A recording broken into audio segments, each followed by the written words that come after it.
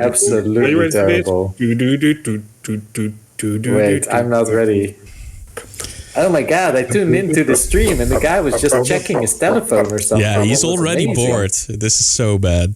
It's the worst stream ever. That Michel, he's already on his telephone. It's I have to like do the we're Twitter, not entertaining at all. I have to do the tweet thing. Yeah. Yes, Mr. President, of course. Anyway, I did not have. Yes? That's another Hello, everyone, and welcome to the Voidcast. We're going to play some Dungeons and Dragons, and more importantly, have a lot of fun doing it. This will be the 20th live episode of the Precipice of Dreams. If it's your first time here, welcome, and if you've been here with us before, welcome back. We really appreciate that all of you are coming along on this adventure with us. So, how's everyone doing? Yoo-hoo! Sehr gut, sehr gut. Excited? Very good. Very Happy to be excited here. with the big news bomb that we dropped in our latest Talking Void episode. Yeah, I think it Very bears repeating though, so we'll get there in a moment. Oh, what do you want to do now then? Now, What will we be doing? yeah, I don't know. I'm asking how you're all doing and if you're feeling great, whether or not you're looking forward to tonight's stream, stuff like Yes. that. Yeah, Yes, We're yes, all all of the above. all of the above. Thanks, Ashley, for the sub. Yeah, Thank you. yeah, And thanks, Marineus Ashley. earlier. And Marineus earlier. as well. Thanks so much for the subs. It helps out. We really appreciate it. Did Jin not get the 20th episode head memo? No, neither did I. And neither did Jasper. which is Jasper why he put a towel improvised. on his head. I can do this, but that's it. Like there. Oh, it's your Halloween costume. It's my Halloween costume. I'm now the guy from Assassin's Creed or something. You can be a Jedi or that guy from Assassin's Creed. Yeah, whatever. exactly. Check that out more around. Anyway, yeah. So announcement, right? We have exciting news to share with everyone who doesn't know yet. This March 28th, we will be streaming live on GaryCon 13. Yes.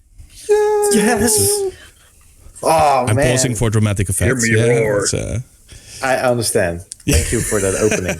No, we're really excited to be able to stream there. I'm in the process of preparing a cool one-shot with the characters from this adventure, from Precipice of Dreams. So it will be a spin-off of some kind. And we'll start streaming a little bit earlier than we're used to at 7 p.m. Central European Time, which will be 12 p.m. Pacific Standard Time, I think, PST. No, it's But I EST. might be wrong. Pacific time is even earlier. That's, No. Yeah, but I think Wait. It's around 3 o'clock EST, 2 or 3. Yeah, so it's 12 And then- PST. No. I Make think you're having it all wrong. Okay, Make so sure we might not be streaming at all because we don't know when. But yeah, turn in March 28th. We'll be letting you know on which channel we'll be streaming exactly. It's 1 p.m. ET Eastern time. Yeah, but they're not calculating from Eastern time.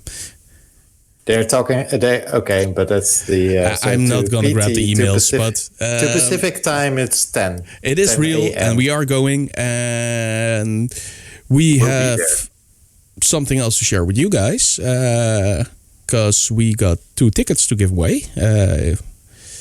Jasper, maybe you can fill people in on the details on how to obtain these desirable tickets. Yeah, so you can win 2 tickets to GaryCon, Ethereal GaryCon 13, because that's the name of it, I think, the whole name. And you can win these by following us on Twitch, then also subscribing to us on YouTube, and then leaving a like and a comment on the 19th episode of the Precipice of Dreams. Why? Because that's such a cool episode, and we like our comments. And there are a couple of a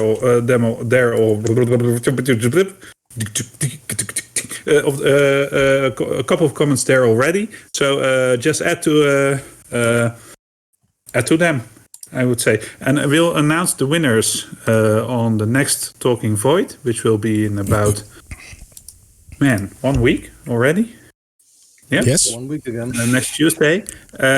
And then we'll get you in contact with Mike, who was on my previous episode of Talking Void. And he will give you the digital ticket. So that's cool. Shouldn't we say something about Careful Cantrip as well? Yeah. Maybe. Am I going to say? Sure. Michel Throw or it out Eric there, or Jin. I don't. That's okay. So Reina will be joining us as well on this stream. Yeah. Yeah. Special We are guest.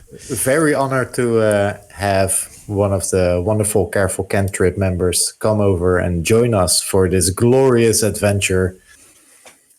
So not only do we have a regular cast of characters, we'll be having an additional new character joining this wonderful team for one evening, or maybe more. Who knows? That will be pretty cool. Because there are buddies across the ocean. Our buddies across the ocean. No. Okay, no. There's a strict ban on singing. But I'm a pirate. Look at me. So. Anyway, now I've lost track of where we are. I think we Nice. did, We just discussed 5 minutes I'll rectify of time what I zones. said earlier. It's 12 p.m. CST. Yes. Yeah, okay. I've never used CST. I've used EST. but they I've do, used so- PT. Bleh. Yeah. Time zones, man. Anyway, we have some other shows that people like to talk about every now and then, especially you guys. So, social media, right, Michel? That's Let's just do that and skip the other shows, and then we just go into the intro. Or not. I want to talk about my show. Okay. Well, anyway, social media. If you like Dungeons and Dragons, if you love talking about Dungeons and Dragons, if you love watching and listening to other people talk about Dungeons and Dragons, then come check out our content. We're live on Twitch every Monday and Tuesday. All our previous episodes are on YouTube, so you can follow us there. And we have a big presence on Instagram where we post all the latest news and our artwork. Besides that, you can also join us on Discord and Reddit. We have a link tree where you can find all these social media. That's linktr.ee/voidcastlive. You can find links to everything you might want or need right there. So go help us out, support us, drop those likes, drop those comments, and we hope to hang out and talk to you guys. So go over there, but not right now. Now we can listen to Jasper talk about his shows. Yeah, you don't want to say anything about parallel projections? Oh yeah, next week I'm playing Parallel Projections. I'm playing a game. A game. Do you already know what game? No. Okay, now that you mention it, there's actually something to. So I have a bunch of games lined up that I can play for Parallel Projections. It's on our Instagram, so go check it out. You can vote right there on what game you want me to play next week. So we'll be starting a new game because I just finished Transistor, which is up on YouTube. Yeah. Okay, Jasper, go. Ending, man. Saw the whole thing, I think, but like the ending, just go and watch him. So I have 2 shows. Yeah. So tomorrow it will be Jasper's Laboratory, and I will be doing foreshadowing. So how do you incorporate foreshadowing into your campaign?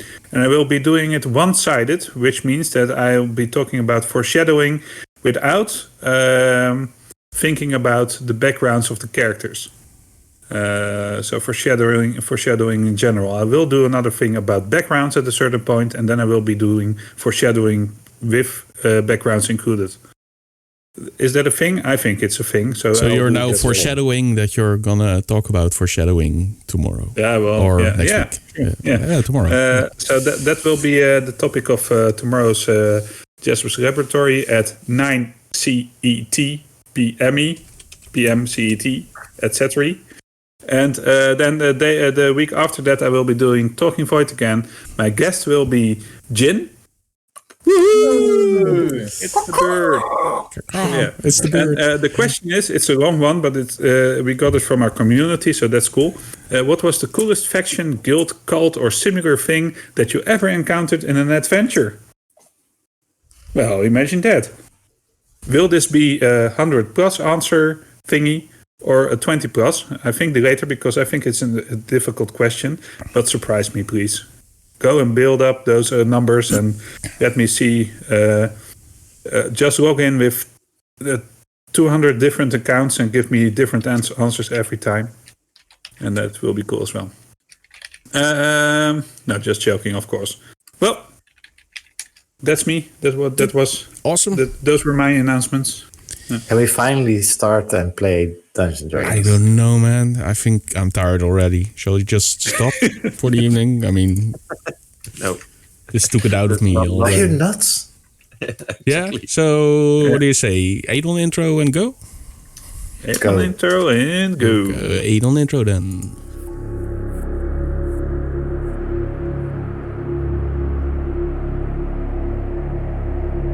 Aedon.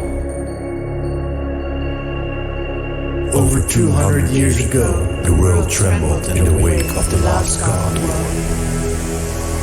When the gods disappeared, they took all the fire magic with them, and the world fell into chaos. 6 years after the god fall, a new god arose. Aedon, god of the world. But the damage had been done. Even now, the world remains wounded.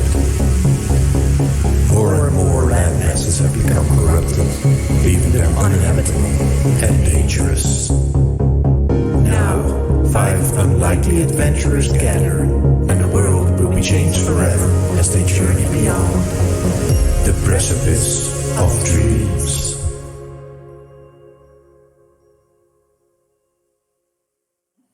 No.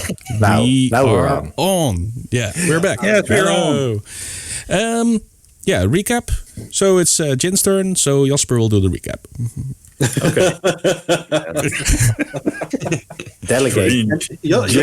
Jin delegating like a boss. Yeah, he's the man behind screens, man. He's Anyway, telling us all what to do. Can I please talk now?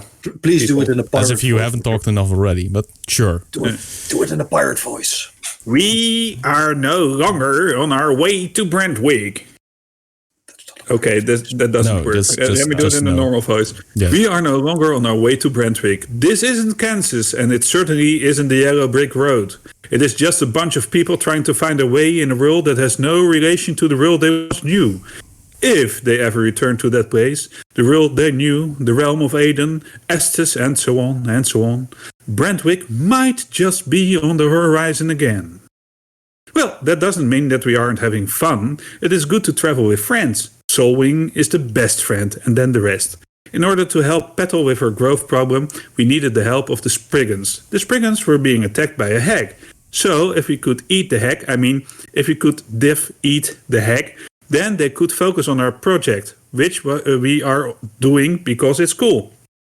So, we set off to her once beautiful, but now corrupted swamp, and went straight to her lair, except that we didn't. But once we were in, there was a party, which was cool until it wasn't. And then we were prisoners until we weren't. And then there was a hag named Emera until I, brave Bowen, single-handedly defeated the hag. And so now we have to pull Petal from the table, ripping the band-aid off, so to speak. But seriously, it will hurt. So, we have defeated the hag, but we are still in her lair. We are also very wounded. What will we do next? Turn the page and read on. Alternative Kansas / Yellow Brick Road, here we come. Yeah, nice. Thanks. Yeah, okay. There were some factual inaccuracies there, but that's okay. That's okay. Like what? It was fair enough. Okay. Cool. The friend thing, like Soulwing being a good friend, and then the rest. No, the best of friends. Yeah. Anyway, so yeah. Emera's dead. And she melted away, as hags and witches tend to do. Except that her staff is still predominantly there, sticking into the ground in the middle of the room. Right next to Bowen, if I'm not mistaken. And you're all feeling pretty bad. I think Thomas is lying unconscious on the floor. Yep. Might even still be dying. Yep, still doing death saves. Okay. And Solwing is very wounded, and both Altleaf and Bowen aren't feeling that great either. Didn't I? I think I used my healing hands on you. Wait a minute, let me see. Oh yeah, I'm on 7 hit points. You're fine. You're fine. You can do anything now. All right. So as Emera started to disappear, the last bits of energy and magic went over to Oddleaf, as some of the magical chains that she had wrapped around the hag now returned to her. And with that, you can see some of her wounds close up a bit, but she's still very badly wounded. And I make my way over to the staff. So it's only the staff now. There's no remains at all. No, just her stuff. Okay. What does it look like? Okay, approaching the staff and I say, "Are you going to a spell? Are you going to save her?" Yes. I look over to Paddle. Well, she's lying unconscious on that table next to you. Is she bound? She's a little bit more gruesome than that. She's pinned to the table with nails through her wings. Yeah, so I get those out immediately. Yeah, I help. Without thinking if it's a good idea. Just.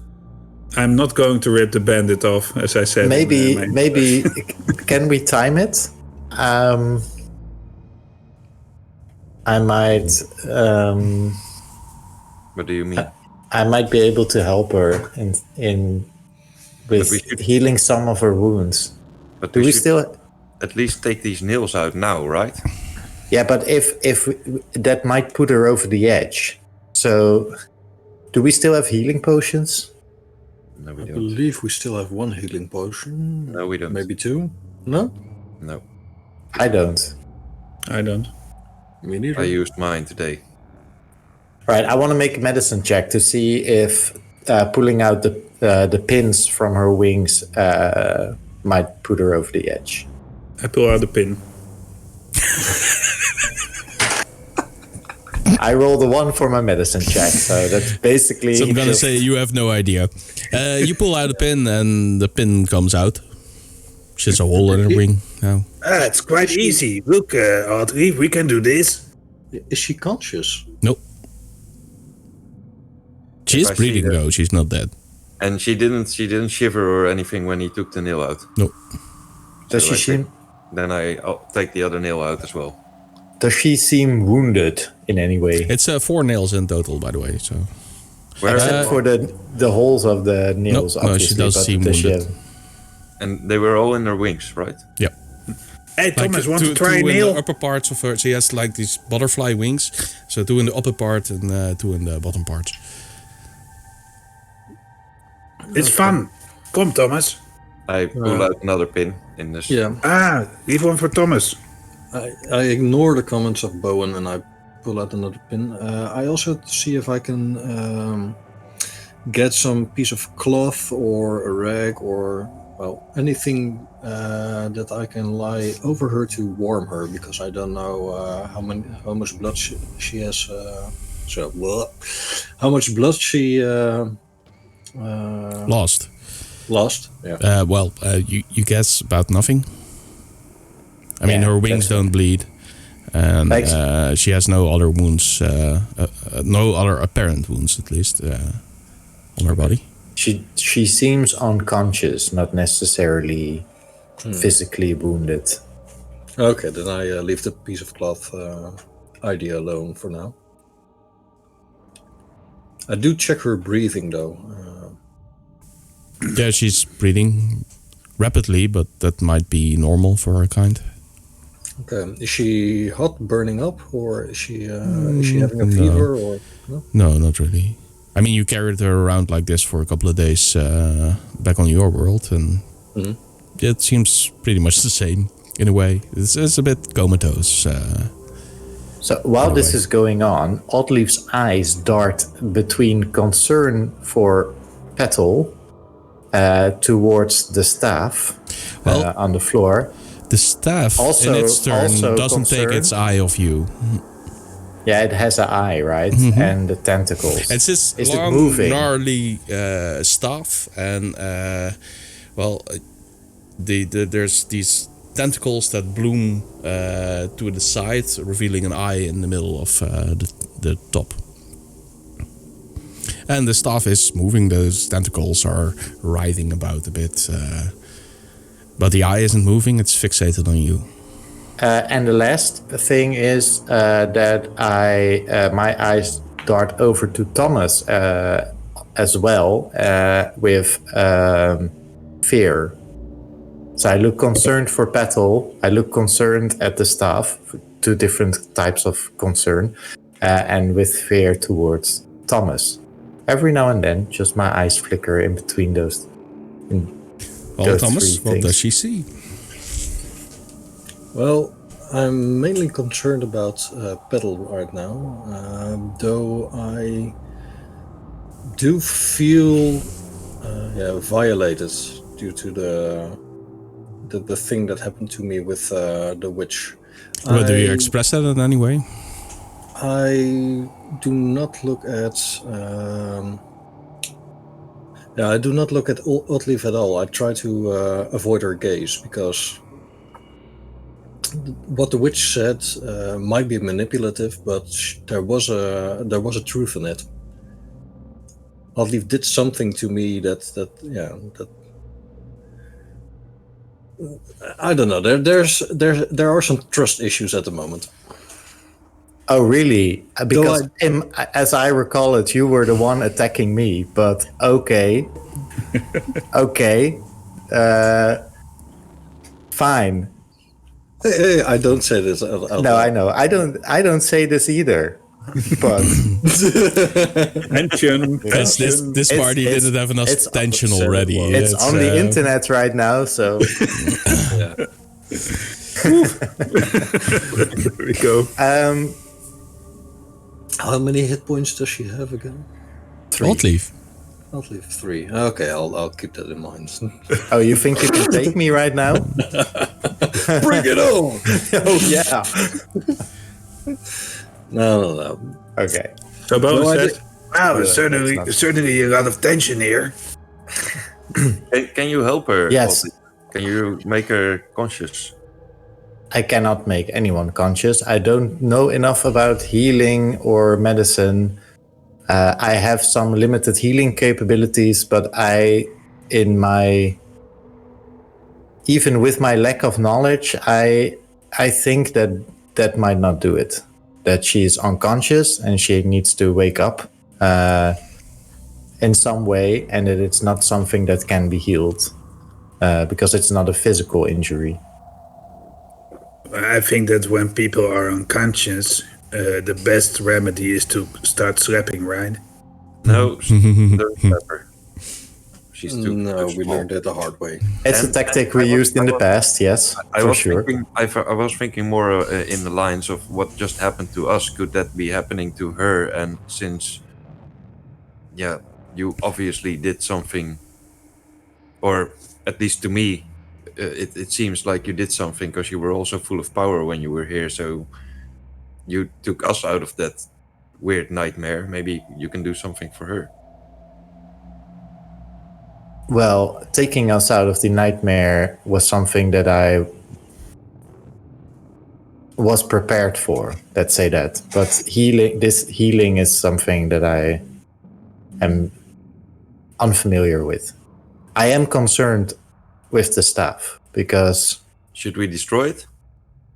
I don't know if it can be destroyed, but I'm also reluctant to pick it up. I could spend 10 minutes to examine it, but then again, we are also in the middle of the Hag's lair. We don't know what's outside and how many enemies we can still encounter here. It would be a good idea to take some rest and just guard this room for now. You want to take a short rest? I will stand on the lookout. And Thomas looks over to Petal one more time, see if she is okay for now. Jose? Oh, sorry. Does Petal look okay for She now, looks or? okay. Yeah, the same as when you were traveling earlier. Okay. I lay my hand on her forehead and I just, do the pet or the...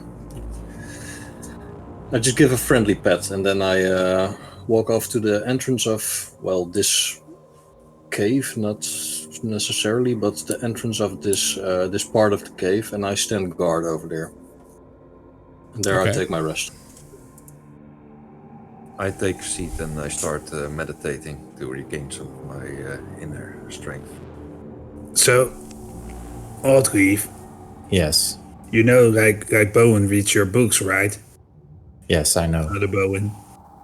And they're kind of like these, some of them are like these kind of adventure stories and everything. Yes. So, should we search the room? I think it might be wise. We haven't seen everything that there is. We saw another room to the west of here, I think. This is shit. Sorry for this, but I see what you're doing. yeah, it's gonna be fine. Nothing's where am happening. You're coming back. You're coming back. Oh, are you guys on roll 20? Okay. There. No. It's it's on the stream. I messed up something in the slideshow, but it's okay. Okay. Oh, it's a quick fix, Count. There we go. Professional streaming right here.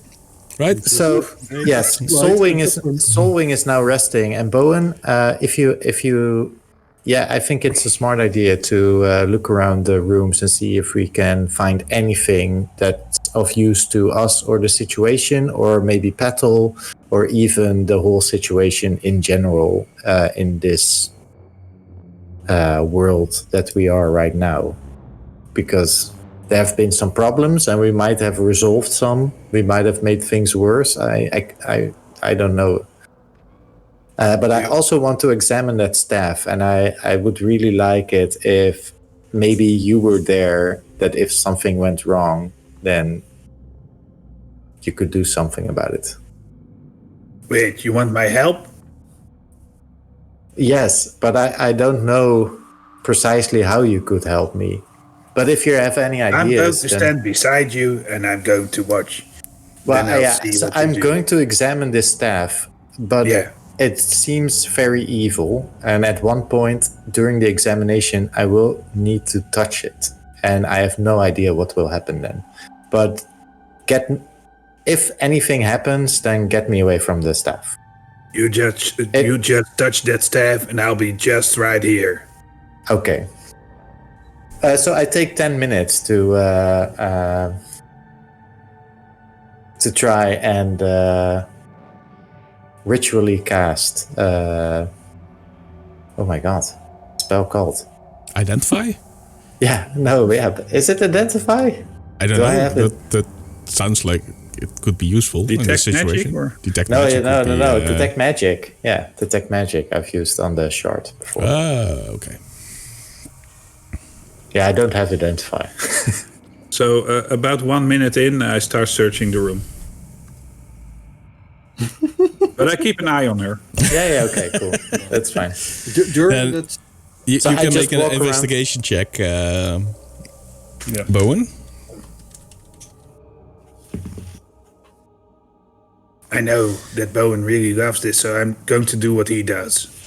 I roll a 10.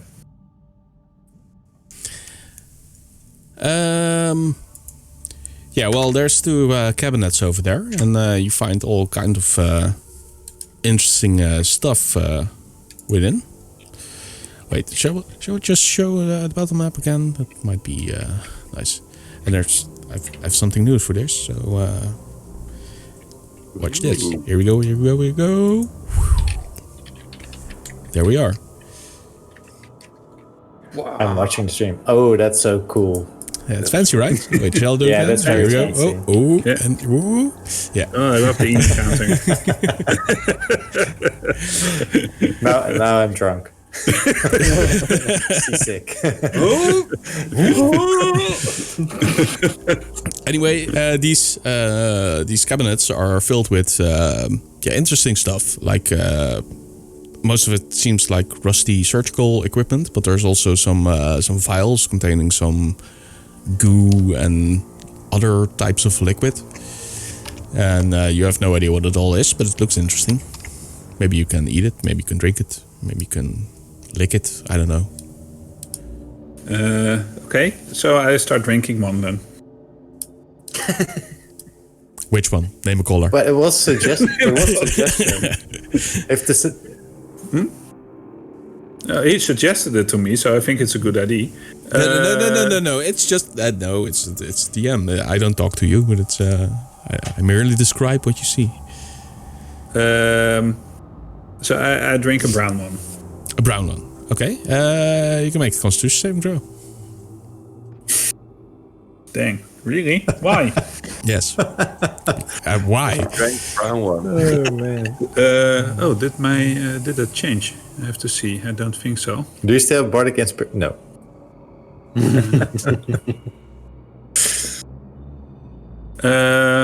So no, that remained the same.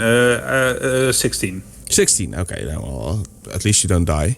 No, you're poisoned, and your maximum HP is reduced by 5. So you don't feel that great. Well, luckily my After sheet that. can cope with this. Oh man. That was so unnecessary. On the other hand, I am going to touch a what seems to be an evil magical staff that's on You know, the floor. you I don't might actually be as have stupid. to touch something when you're using detect magic, right?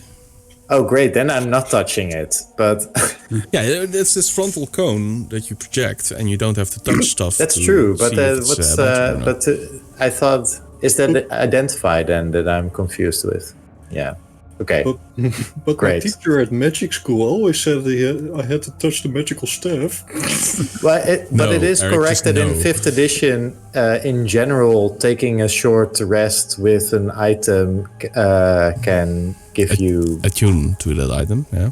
Yeah. But that's something If you- else. That's Yeah, okay. But then you know the item, right? Sort of. No, then don't you need can a- use the item.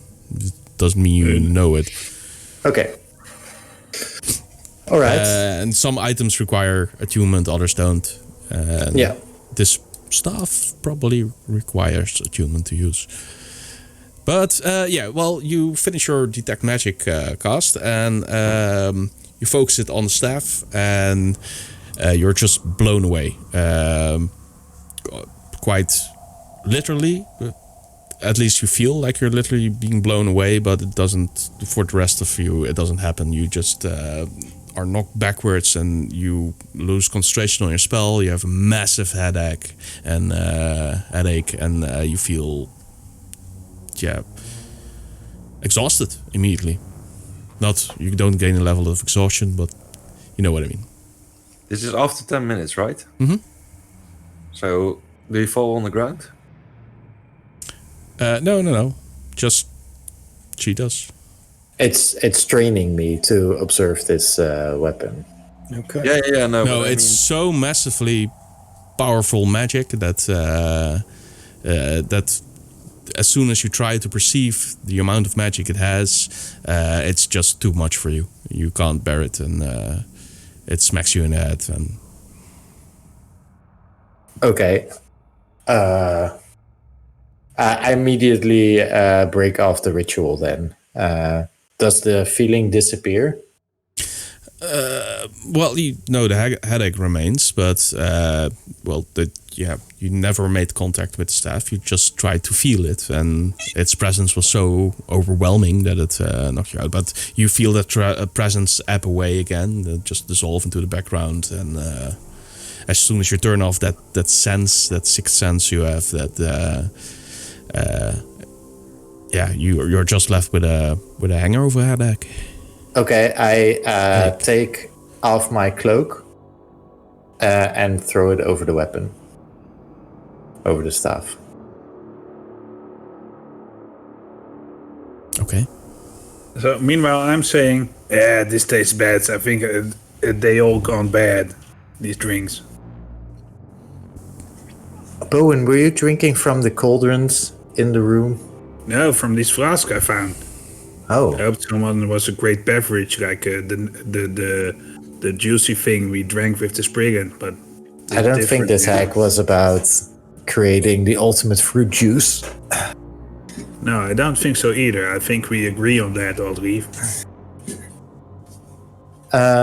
Yeah, the staff is very powerful, and I don't know what to do with it, but I hope that maybe Petal and her people will know what to do with it.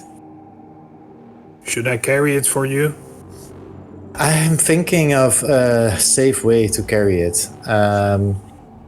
So I'm just going to try and pick it up wrapped in the cloak and see Before you do, suddenly Solwing opens his eyes from his meditation and looks at you and says, I still think we need to destroy it.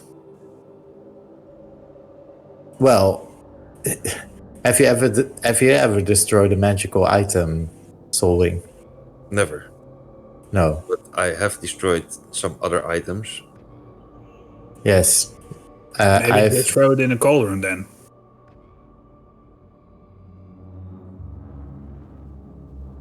I would not risk it. Just trying to observe the item. Just trying to observe the magic surrounding this item was very overbearing and overpowering. I would not recommend experimenting with it on such a level by trying to throw the magical staff into a magical cauldron. The consequences might be really severe. We also cannot let the staff get into other hands.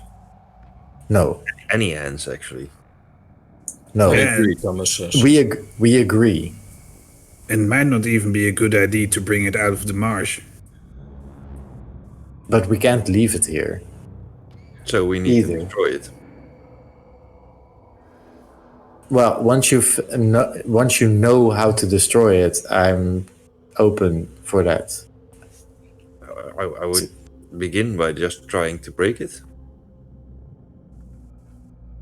The magical energies released by breaking a staff that powerful could kill everything and everyone in this swamp, and might open a rift into whatever. So Bowen stretches out his hand and starts really concentrating on the staff. And you see his fingers begin to shake and his arm begins to tremble. And no, it doesn't work. What did you try to do? What was your thought? Destroy it with the power of mind. Well, the mind can be a powerful weapon. Yeah. So that was not a bad idea. Can't we just kill it? Gonna try and run your rapier through the eye? Oh, that's a good idea. I could push a nail in. Altleaf's not looking directly at you when she spoke to you, Thomas. She's looking away. She seems scared of you. Well, unless you have a better idea. I don't. But that would not lead to the same result. I have no idea. I don't know. Yeah, you got me wavering about my convictions when you said that it could actually blow out the entire This, marsh. the safest option would be to try and find a way to safely take it with us and let people that know more about these sorts of things than us handle it. Have you tried? So, do those people exist then? Because it certainly isn't with the Spriggans. It isn't with the Spriggans, but maybe the druid, the one that Petal was working for. Yeah, maybe Petal can tell us more. And I walk Yeah. over to Petal. Is her condition changed at all in the last couple of moments? Nope. If I splash a bit of water on her face, does she wake up, or does she even react to it? Where do you get water? From one of the cauldrons. No. From your flask. The red sparkly one. Oh yeah, we don't have any water with us. We don't? I try to gently wake her. I tap her on the shoulder and I say, Petal, are you awake? No response. Damn it. She's a good sleeper. Shall we at least hide the staff? Oddleaf picks up the staff, wrapped in her cloak. Okay. So as soon as you touch the staff through your cloak, the whole environment just falls away, and you stand in this infinite blackness. And then something just turns your way from below, and you see these giant teeth open up, revealing a gigantic yellow slitted eye that looks at you. Can I drop the staff? You're not holding a staff, are you? I don't see any staff. Okay, so I'm here now. Do we still see Oddleaf? Yeah, she's picking up the staff. Or at Okay. least she's touching the staff, but for now you're all frozen in that instant, and you're not, Oddleaf. You're gazing into this giant yellow eye that has teeth for eyelids for some reason. Oh crap. What are you? I yell at the eye. I am beyond you. And at that moment, you feel this chain wrap around your waist, this spiked chain, and it suddenly tightens and it pulls you back. And you only hear another voice say, "Mine." And then you drop the staff and you... Yeah, I dropped the staff. Okay. Did you guys saw that? Yeah, you So picked what? up the staff and dropped it. There's slightly more bubbles in the blue one. I was standing in an infinite void, and I saw a yellow slitted eyes, and it tried to grab me, but something pulled me back. I don't think we can transport the staff safely. So we need to deal with it right here. Or somebody needs... Or we need a better plan. I don't know. Let's maybe... And Oddleaf walks off and tries to examine like the other rooms. There was a room to the west. To see if she can find anything that might give her some clue or on how to deal with the staff. Yeah. So that's more or less the bedroom of Emera. There's this table that looks like moldy. It's made from moldy wood. There's this thick fungi growing on its paws, and the table itself. It's empty. There's nothing of note. At least there's this burned out candle holder, but that's it. And there's this nasty-looking bed with dirty sheets and just mold again. It looks damp and soggy and just I mean, even imagining lying down in that bed grosses you out.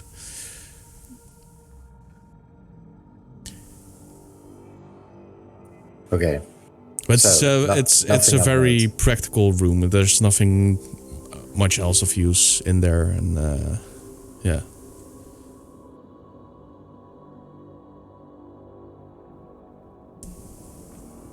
Kind of back in this room. Solwing. I think Bowen. we're having some Discord problems. Yeah, we froze. Yeah, we're back. I thought back again? you were just really quiet and impressed by what I said. Thomas says to Bowen and Solwing, you might want to take Petal out of the room as he grabs his bow and knocks an arrow. Wait, Thomas. Do I see a bag somewhere? A bag? A cloth sack or something in this room? Not really. Maybe if you Bowen brought one, looking but around, Solwing heeds Thomas' words and immediately picks up a petal and looks behind Thomas. I say to Thomas, wait, do you have some kind of bag? Thomas? No, do you have some I kind don't of have bag? I have no bag on me.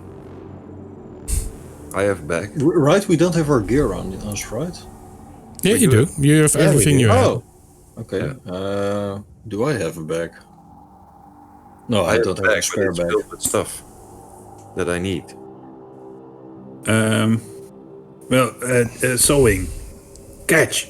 I'm not going to throw them. But I've got all these bottles here. I might be using them for poisoning stuff. So let's take them with us. Are they closed? Are they stoppered? Yeah. There's this cork in most of the files, or all of them. Are they wet? Wet? But on the outside. But I mean, because they are on the inside, I assume. No, they're not wet on the outside. Yeah, they're a bit damp, but everything here is, so... They're a bit moist. Now then we can put them in my bag. Okay, so here. I throw them all in carefully, with dexterity. So the staff is covered by my cloak right now, Thomas. Just so you know. Okay. And then I run out. So Thomas walks over to the staff, picks up the cloak, and removes the cloak, lays it on the table, and he knocks an arrow. He points it directly at the eye, walking backwards as far away as possible, and maintaining his aim. And then he releases the arrow. All right. While they were gathering the bottles, I walk back and just stand behind Thomas and... Okay, make an attack roll. And so died Thomas. Stupid, but brave. That's 12 versus armor class. Okay, so your arrow flies through the room towards the eye on staff, and then it just hits the eye, and it just boonk, and then the arrow drops on the floor. Well, that was an effect. My turn? Or mine. At least I tried, Thomas says, and he retrieves the arrow. Solwing. That's not a bad idea. Yeah, I'm thinking that too. But your light... Might be some other energy. Okay, that might be an idea. But then somebody else needs to hold Petal because I'm... I'll take care of Petal. Such a gentleman, Thomas. Yeah, a very good idea, Thomas. So I stand there and do the same. That's 14 versus armor class. 14, that's another hit. So this bolt of radiant energy streaks toward the eye and hits it. And this doesn't bounce off or anything. It just bends over the eye and seems to penetrate it from the outside a little bit. And all of you hear some psychic screech as the eye closes up, like the tentacles fold upward and just enclose the eye from all sides. And everyone has to make a wisdom save. Oh yeah. Awesome. Ooh, okay. That's Did we mention that we are level 4 and everything? Oh yeah, well, You haven't today yet, but last time we did, I think. I am intimately familiar with your statistics. So. I meant for chat, you know. so Chat, we're level 4. You're level Yeah, 4. We can do stuff. chat. We leveled last time. Like suffer hit point damage. So that's wisdom save of 19 for me. Oh, nice. 21 for me. Nice. Screw you and your wisdom save. 11 for me. 11 and solving? 17. 17. Okay, so that's only Bowen that fails. You take 6 psychic damage. Okay. So I grab my head and I say, "Ah! Oh man!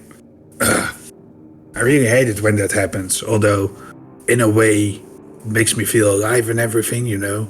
But it hurts." Did I feel that there was some psychic power trying to affect us? Oh, yeah, you felt a shockwave from the screech. And the screech wasn't as much audible as it was telepathic. Yeah, I understand. All right. I take a look at the stuff and I say, "Should I now try to take the tentacles off? Is that the next step?" Well, I mean, unless Solwing wants to try and hit it again. Is it still closed? With the Obviously, the staff didn't like it. No. Does the staff It is look closed, damaged? yeah. Does the staff look damaged at all after this attack? No, if there's any damage, you can't see it because there's tentacles surrounding it now. I just don't want to leave this staff behind and some random spriggan or animal or creature walks in and takes up the staff and starts corrupting this whole swamp over again or whatever, you know. Exactly that. If they can even handle it. Like, I don't know. I really don't know. I could just try to carry it out of here. Well, I tried, and I got saved, and I don't know if you have that same sort of lifeline if you get trapped in whatever I was just now. Without looking at Oddleaf, Thomas says, "Well, you're a magic user. Maybe it doesn't affect non-magic users." You're trying to sacrifice yourself, Thomas? Because that would be cool. Yeah, because Bowen has been using magic. Well, it's not my intention to die today, but it's worth a try. To die? No. But I wouldn't do risk it. agree. Like I could at least throw another of these radiant sun-powered bolts at it, just to see what happens. Yeah, see if we can actually damage it. Yeah. But just to be certain, can I take a few steps back again? Yeah, we take a bit. I take steps back as well. Can we just take a rest before we do this? Because that's I it. feel a bit Oh more- yeah, 10 minutes. Yeah, I we hope just you did are a dead. rest, right? I actually just took a rest. That's why I'm have enough energy to try this. Yeah, I've just been busy with the cool poisons. Did you spend any HD then, Solwing? No, I didn't mention that, but I did. Oh, okay. Okay. Can we all spend our HP dice? HD? I can't. Yeah, if you I take was casting a spell. Yeah, and were you resting? I was searching stuff, so I have to do take a rest now. Yeah, so. exactly. Yeah, me too. So maybe me and Bowen pull back a bit further into the cavern, and we just put our backs up against the cave and take a short rest now, while they try and destroy the thing. I don't know. That's a stupid idea. No, we rest first, and then we try to destroy the thing. That's Okay. Yeah. Things start to collapse, we can run.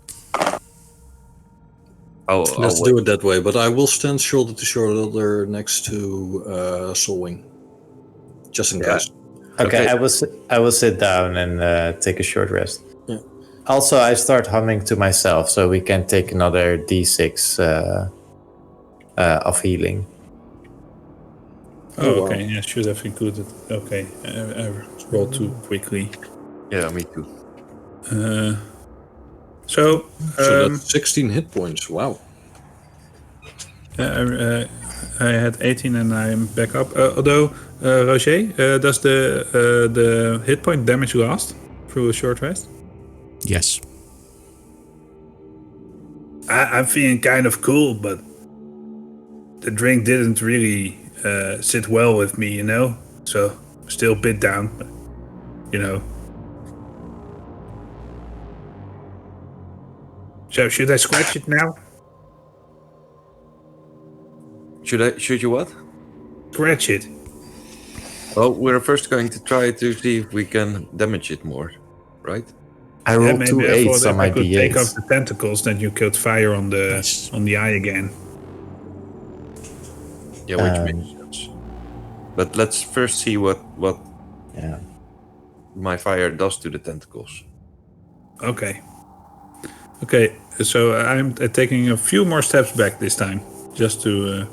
I don't know how far it would reach, but I'm going to sit on the bed. I think that I got distracted by Bowen moving backwards because I had an armor class of 7. 7, then you miss. Yeah. Oh, I'm not this Bowen. I was like, You're not?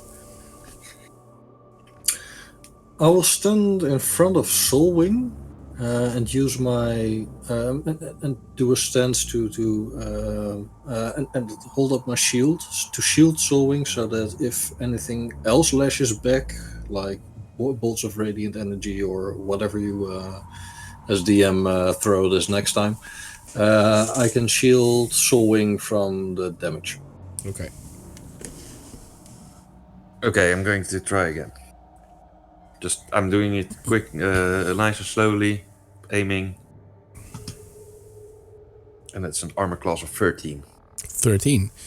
Yeah, then your radiant bolt strikes the tentacles, and that's it. No, nothing happens.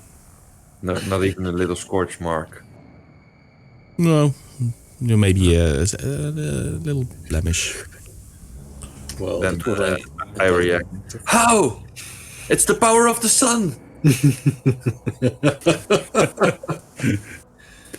I must say this is getting a bit boring. Not only boring, it's getting frustrating. I really don't know what to do with the staff. But we can't stay here any longer either.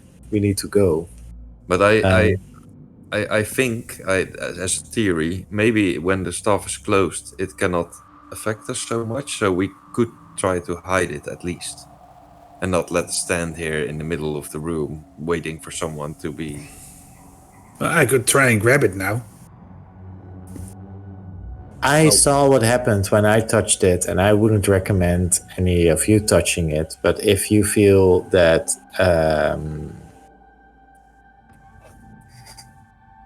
that this I will do it. But first, let's find a good No, place. not I Solwing. just- I run up to the staff and try Okay. to pick it before I'm going Solwing to does. do one last thing. I'm going to dive deep within the knowledge that I have gathered over the years, and I'm going to try and think of anything that might aid us here, that I have read in a book somewhere or have heard during my studies or whatever. Okay, so you sit there thinking deeply. Do you want to make a knowledge check of some kind? I don't know what you have. Sure. Sure. Maybe Arcana or... Yes, I can do history or I can do Arcana. Religion. Let's try Arcana. Arcana. Cool. I have a +6 on bullshit. Is Arcana charisma based? No, it's not. No. It's intelligence based. Yes. Then it's a 7. A 7. Well, this is a pretty powerful item. And as you're thinking hard of it, you see Bowen come around the corner carrying the staff and say, well. Oh. Yeah. Really? Yeah, you pick it up. There's nothing happening. Okay. Oh, that's cool. Okay. But then should we hide it or take it? I have it. This for certain makes me more powerful than all. I think that there's no. I don't think there's any place we could hide it where it could not be found. This might have been the worst idea ever. And we know that Maybe let's take it to the warden. Yeah, and maybe if we take it, at least we know that we have a power that it does not like, and it only kills us slowly by melting our brains. It is what I said before. I mean, I'd rather we need somebody with more knowledge on these kinds of things to help us out. I Still don't don't know want to the take answer. it out of the swamp, but maybe that warden is getting Or maybe some... Petal wakes up before that time. Yeah, at least it's better if it's with us than if it's just left behind for anybody to grab it. Yeah. Okay, let's make our way out of there. Okay. Good thinking, everybody. I keep the thing with the eye still closing the exit. Tentacle. Oh no! That tentacle is gone. You didn't see it, but it disappeared at the same time as the other big tentacle that was grabbing you guys disappeared. Didn't see chat.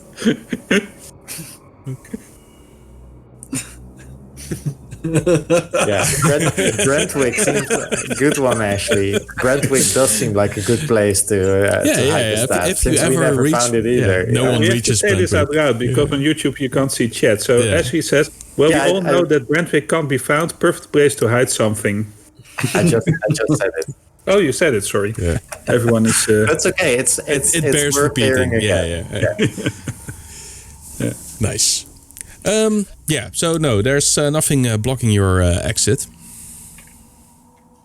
Okay. You even see some light in the distance. There's this small incline going up, and you see some light-ish. So, people, the thing I kind of forgot. Do we want to leave here kind of stealthily, or what? Let me lead the way, and I give Petal over to Sol. No. Please, Thomas. Do we want to leave here stealthily? That's Yeah, what but I'm asking.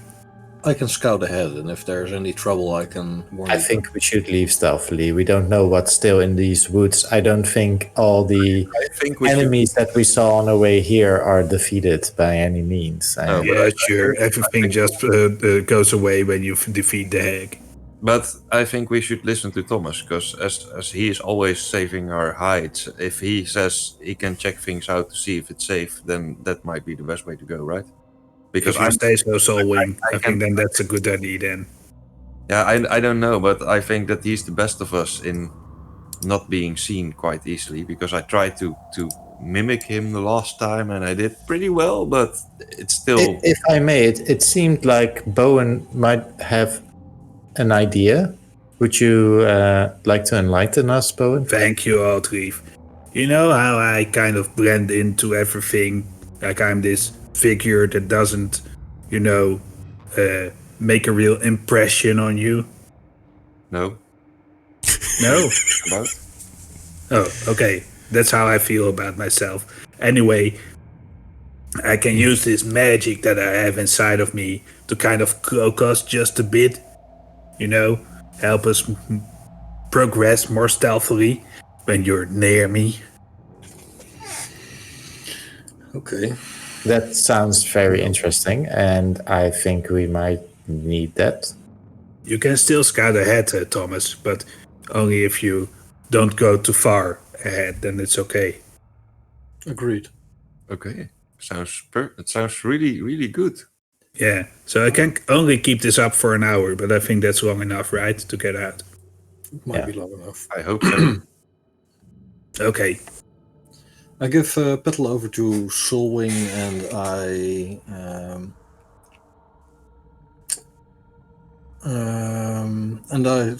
take his scout ahead.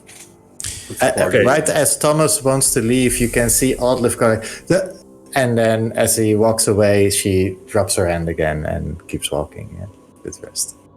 So I'm trying I'm casting a spell, so to say, and I cast a Pass Without Trace. And you're all within. If you stay within 30 feet of me, you all get a +10 to your stealth check. Oh, wow. We stay close. Nice. Okay.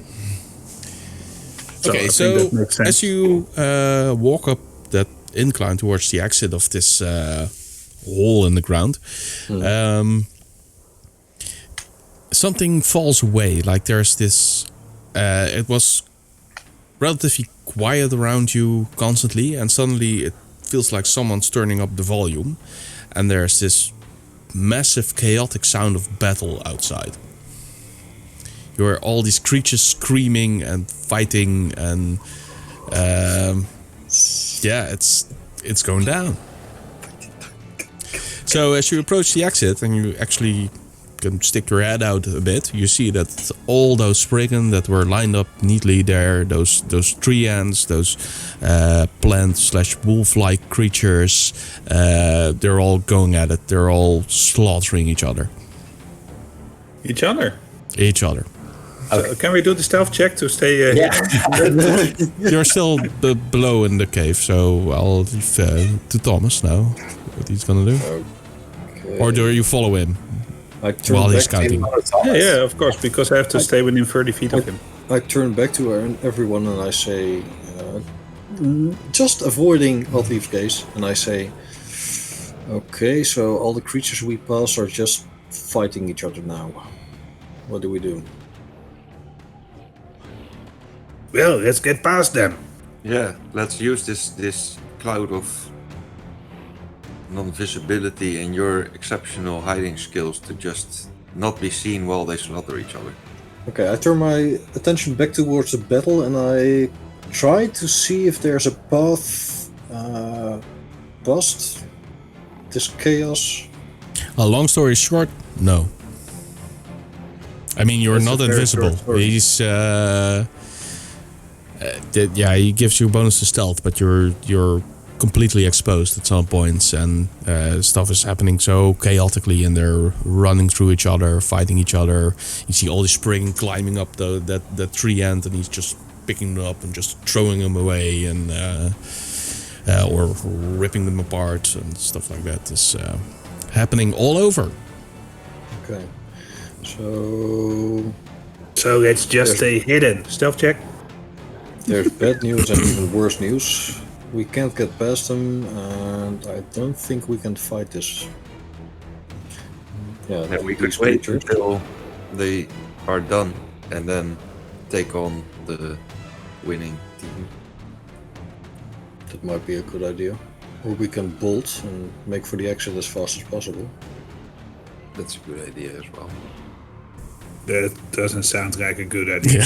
I was about to ask, is it? You know, I realize that Thomas can fly as well now, but I don't think this is the way to go. Or I could try to. There's no flyers among them, is there? No. Nothing flying here. Right? I could try to draw them away. Is the ceiling high enough for Soulwing to fly over them? No, but this battle is taking place outside, right? No, still inside the cave, right? No, it's outside. It's an enclosed area, but not from above. It's the tree line here is encircles the whole encampment. I think is the best word for it.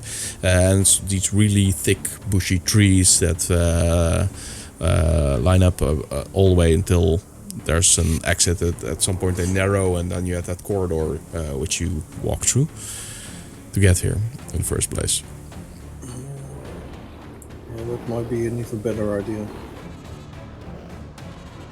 You want me to do that? So we could try to immediately start climbing upwards when we leave the cave.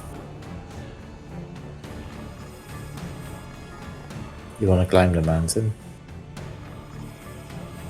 Is Is it it a kind of mountain or is it? No, it's more of a hill, an overgrown Yeah, hill. okay. All right.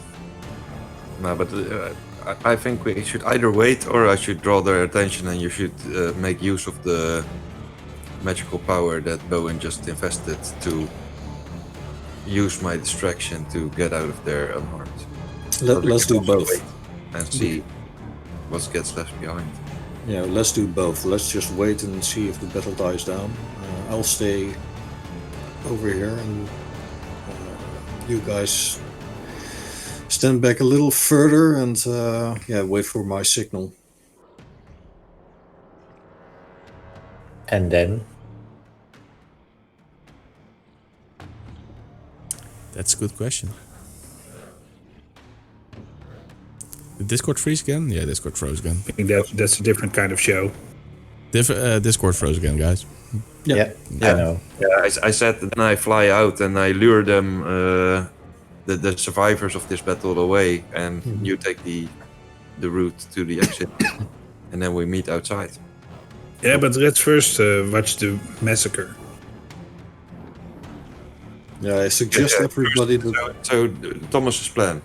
Yeah, I suggest everybody that's not good at hiding stay back a while and wait for the battle to die down. hide. I take up a position near the entrance of the cave and see if I can cover myself as well as possible. So you actually go out of the cave? No.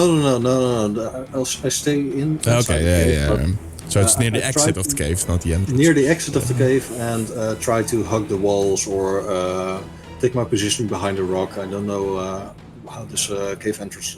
Well, it looks like it is just this corridor buried by a worm-like creature. Okay. So there's these ridges there, all the way to the top. Yeah, then But it's not that far. I position myself as much as possible into the shadows and wait for the battle to die down. I'll make a stealth check if it's required. Make one. I'm staying near you, Thomas. Oh wow! So that's a natural 20 plus 7, so that's 27. No, it's 37 people. 37. Sorry. 37, that is 37. an epic level skill check there. I can't even find myself again. No, you completely disappear. It's, you're beyond invisible now. It's And Bowen is standing right next to me. no, yeah. So you're just laying there at the near the exit of the cave, and just the two of you looking at the battle while Oddleaf and Solwing are. By the way. Yeah, I'm waiting. I defer to the rest of the group. Oddleaf doesn't seem like she's still trying to work on the whole staff issue, it seems, and some other things. Solwing? I joined Oddleaf. If I actually expected Bowen to also come with us, but he didn't. So we are here. It's okay. Okay. I sometimes look at Battle a little bit and see if she needs anything like fresh air or blankets or nice words. Yeah, well, this battle, it goes on for a while, so we might as well take a break now. Already? Yes. Yeah, it's time for a break. So we'll be back in about 5 minutes. So stay tuned, enjoy the music, and we will see you soon. You'll have a plus 10 to your break check. Plus 10 to your break. Bowen is cooking, so enjoy. Not this Bowen though. See ya soon. And we're back. Yeah, don't talk with your mouth full. That's rude. Are you still eating? Man, come on. So Oh, behave. you guys are lying there, just watching the whole battle unfold, and it's a massacre on all sides. You don't even know if there are any sides, because everything seems to be fighting everything. It's just one grand melee of corrupted creatures attacking each other. This tree end that's ripping through ranks of Spriggan, but Spriggan are killing each other as well, and it's just complete and utter chaos. But you're laying there for a while, and eventually you notice the ground starting to quake. You hear this rumbling sound from the distance. Like, no, a bit all around you. Do we notice that more inside the cave? Yeah, inside the cave you also feel the rumbling and trembling all around, and there's stuff falling down from the ceiling as well. It's not like it's gonna collapse or anything, but these tiny pebbles fall down, and more water drips down and stuff like that. And then suddenly this whirlwind of black energy filled with dirt and water and leaves just rips through the trees without harming any of the trees, but as soon as it hits any of the Spriggan or tree end, they're instantly enveloped in the swirling mass that ravages throughout the entire encampment. You just see them flying upwards and disappear in the black mass of energy, and then it's gone for a few seconds, and then it goes the other way, and it just sweeps through the entire encampment again. And it does that for a couple of times, and then the rumbling subsides, and there's not much left of anything inside the encampment. All the buildings have been completely destroyed. All the trees, the fauna or the flora are left alone, are completely untouched, but everything else is just gone. Okay. Even the mushrooms and everything? No, that's if they're the bad mushrooms, then yes, they're gone. And then suddenly there's this this moon face emoji like thing that appears in front of the entrance of the cave. It's an emoji, man. And it looks at you with a neutral expression. Maybe I nudge Solwing. Maybe, do you think he could do something for Petal?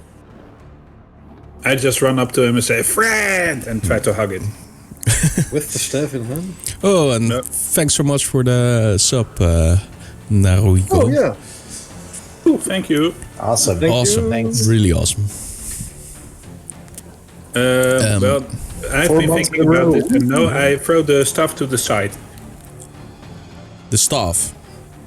Yeah. Yes. Staff. And then you hug it. So you face plant against the flat face. It has no texture or anything. It's just like this disc, and you plant yourself against it. You okay? Let's see, Oddleaf, and I think we both walk I walk with you. calmly to the creature. Yeah, I walk towards the staff and keep a close eye on it, see if it doesn't slither away with its tentacles or anything. No, it just lays there on the floor. It doesn't look that powerful. It's just a staff. It's just a branch with an eye on it or something, or tentacles in this case. You're not really impressed by it. It's just the notion of what the thing could do is what's actually scaring you. But the face retracts a little bit, and Bowen stumbles forward. It blinks, and its expression it turns more happy. What's wrong? Oh yeah, it's my Hollow form. It says +7 dex. That's an old one. Oh. Because I have +4 dex. Sorry, got distracted. Anyway, and it looks a little bit more happy. It's not. It's a normal smiley face, not a broad smile face. But it just looks at you guys. Is it? Can we recognize it? Is it the same one as that we found earlier? Because that one was hurt, but not with wounds, I think. Yeah. What's the difference between one warden and the other? You don't know. I don't know.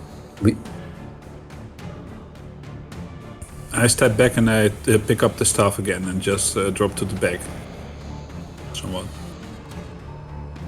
I continue forward and I put petal on my hands and I show it to the creature like. Then it blinks again and returns with a sad expression. Look at him. Yeah. Oh yeah, you're doing it the right way. We need to get her home, I say out loud to the creature. Are you all outside now? Yeah. Yeah, I joined Soulwing.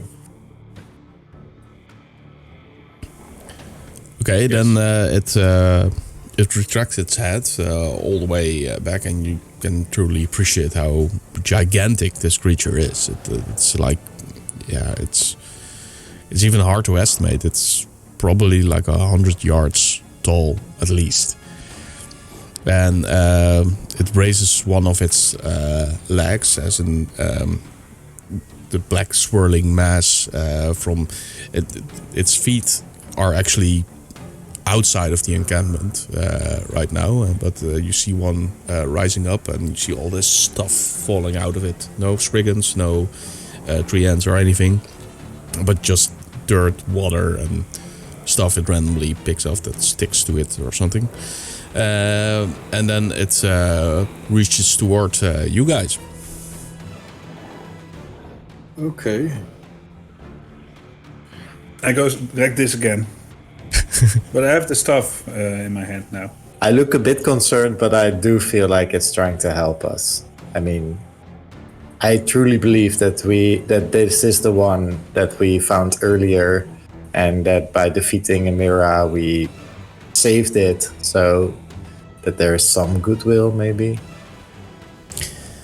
I came to the conclusion that if this is the moment where we're all going to die, then at least we're going together.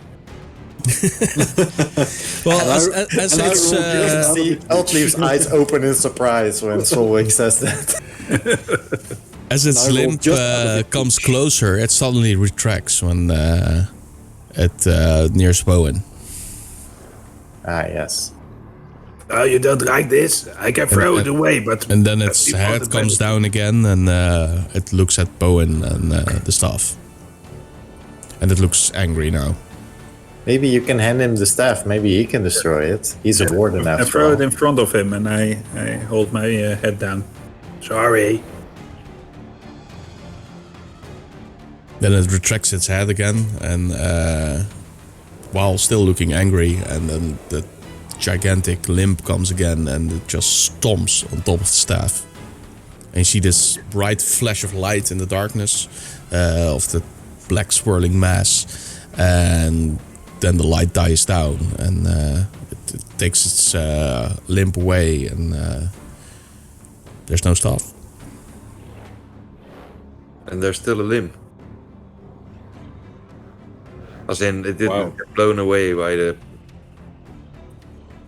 No, yeah, it's not as swirly as it was before, and there's something about his whole stance that makes you think that he's favoring his other limbs at the moment.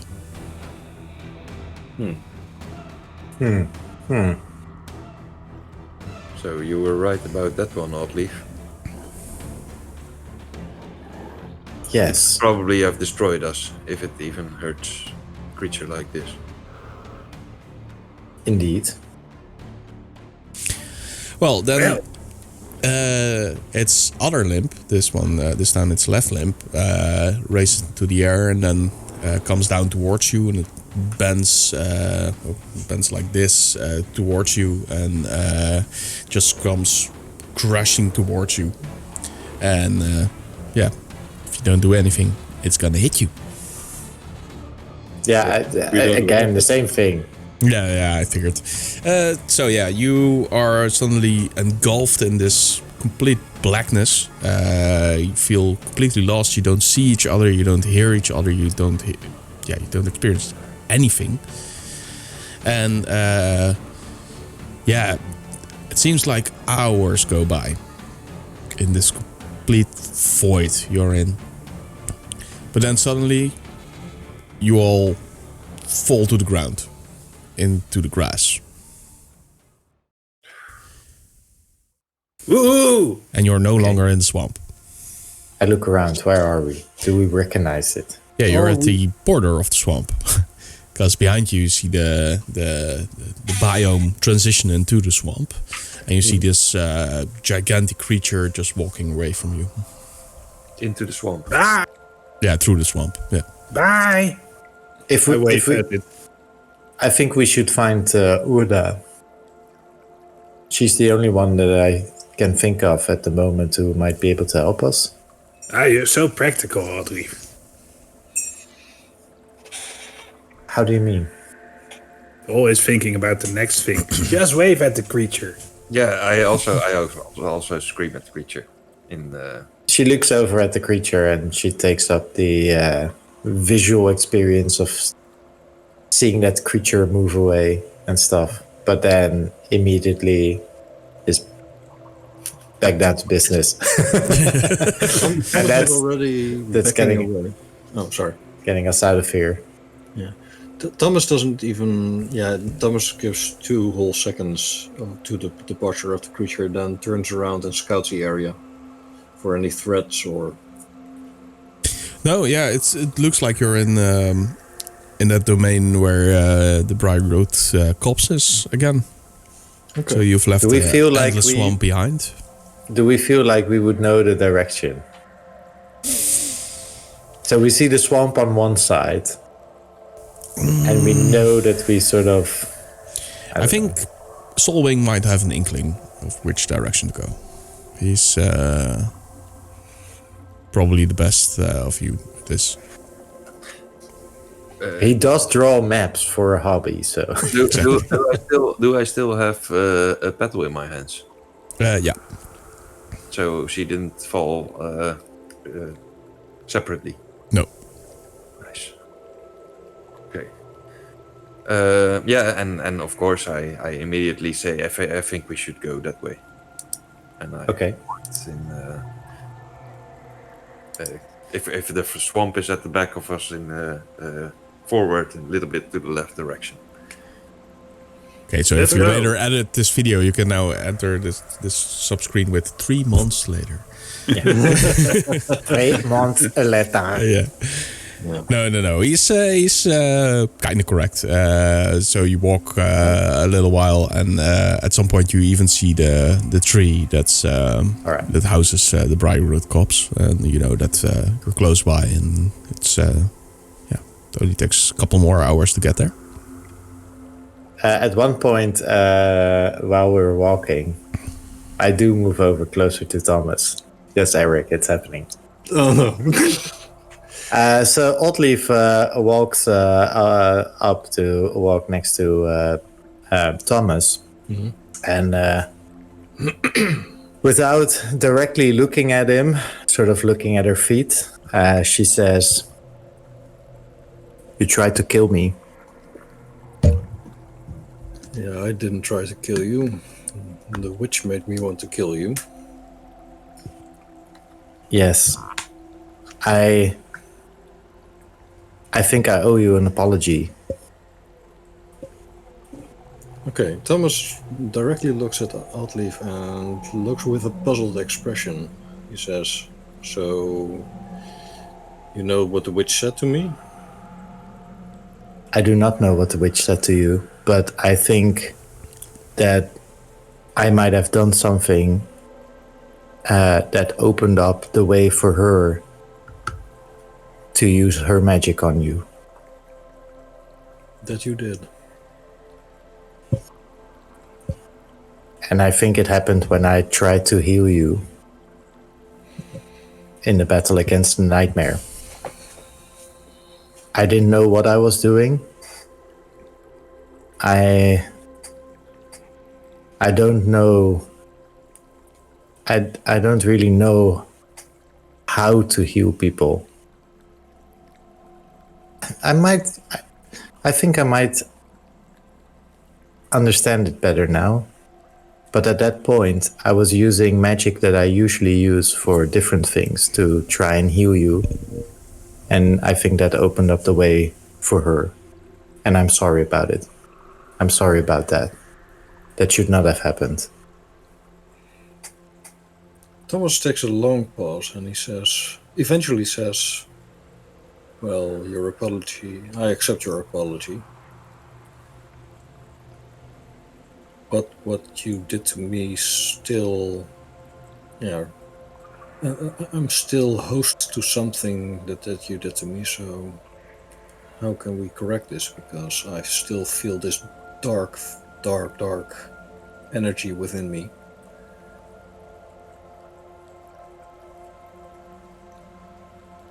I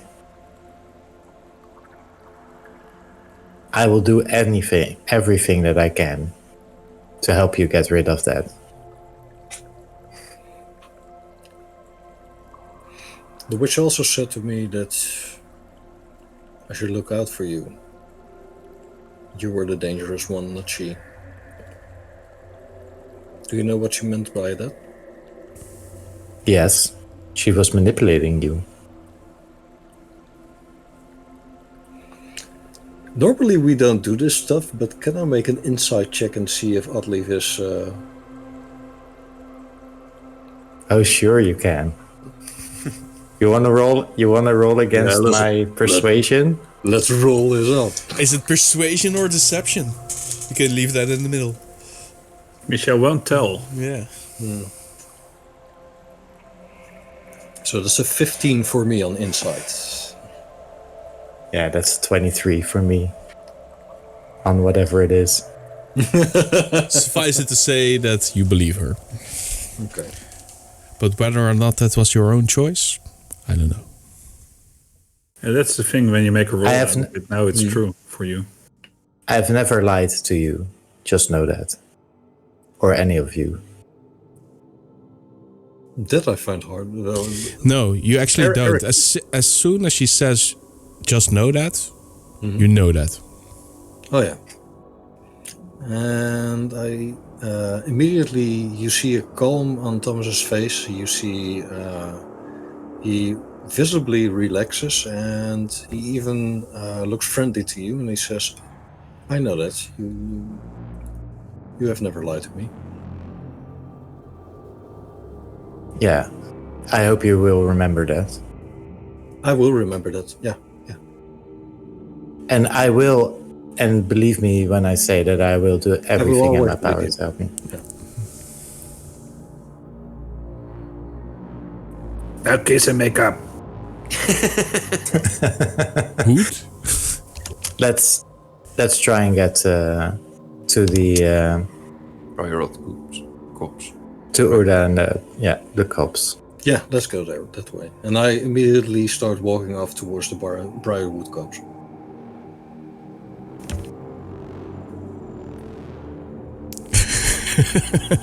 Yeah. So Do I notice that something is up? Wait, is he? I don't know. Do you know is something up? You tell me.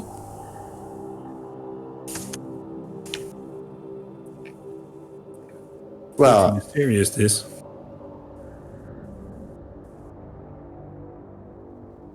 okay. I'll leave it for now. Okay. Let's see how. Well, we can have another awkward silence if that pleases you. But for now, let's keep walking towards Briarwood Copse. And eventually you arrive there after a couple of hours, like 2-3 hours later. Sorry, I have to interrupt. This is too interesting. So while we are walking back, I join up with Thomas and I say, Thomas, what did you see in the nightmare? Oh crap! I have to answer this. No, you don't. You don't. Don't have to answer. No. Why? She's asking you a question. Yeah. I saw my past. A past I'd rather not talk about. Fair enough. And a bit more relaxed, I start to just keep walking towards the cops. Okay. Well, eventually you arrive there, and you're greeted by some Spriggan guards that eagerly come running towards you, and then, for a second can't decide if they should brandish their weapons towards you, or welcome you, or take all your stuff and leave you here. I say, friends! I rush into them. I walk right past the guards, and I walk in a straight line to Urda. Okay, yeah. When Bowen says "friends," one of them runs away, and the other wave happily. And they say stuff to you, but you have no idea what they're saying. I hug them anyway. Yeah, but then they hug you back. You have to bow. They're pretty small. They're literally small in size.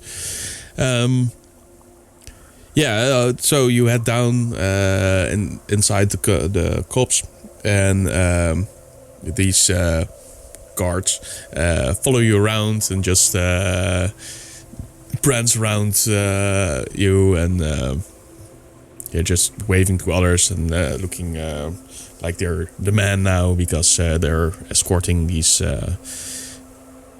weird creatures inside their midst again.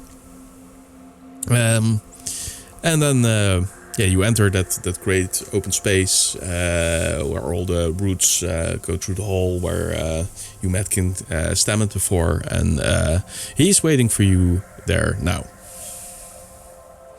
And as soon as you are downstairs, he approaches you and says, "So, is she dead?" Yes, slave master.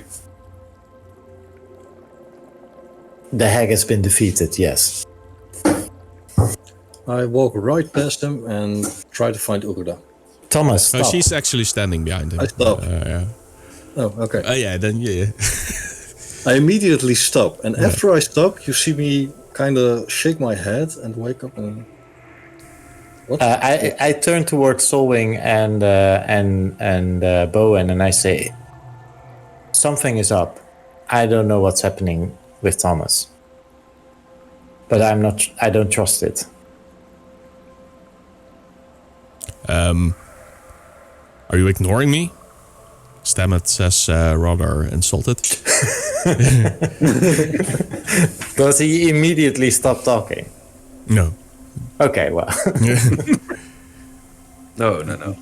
Of course not.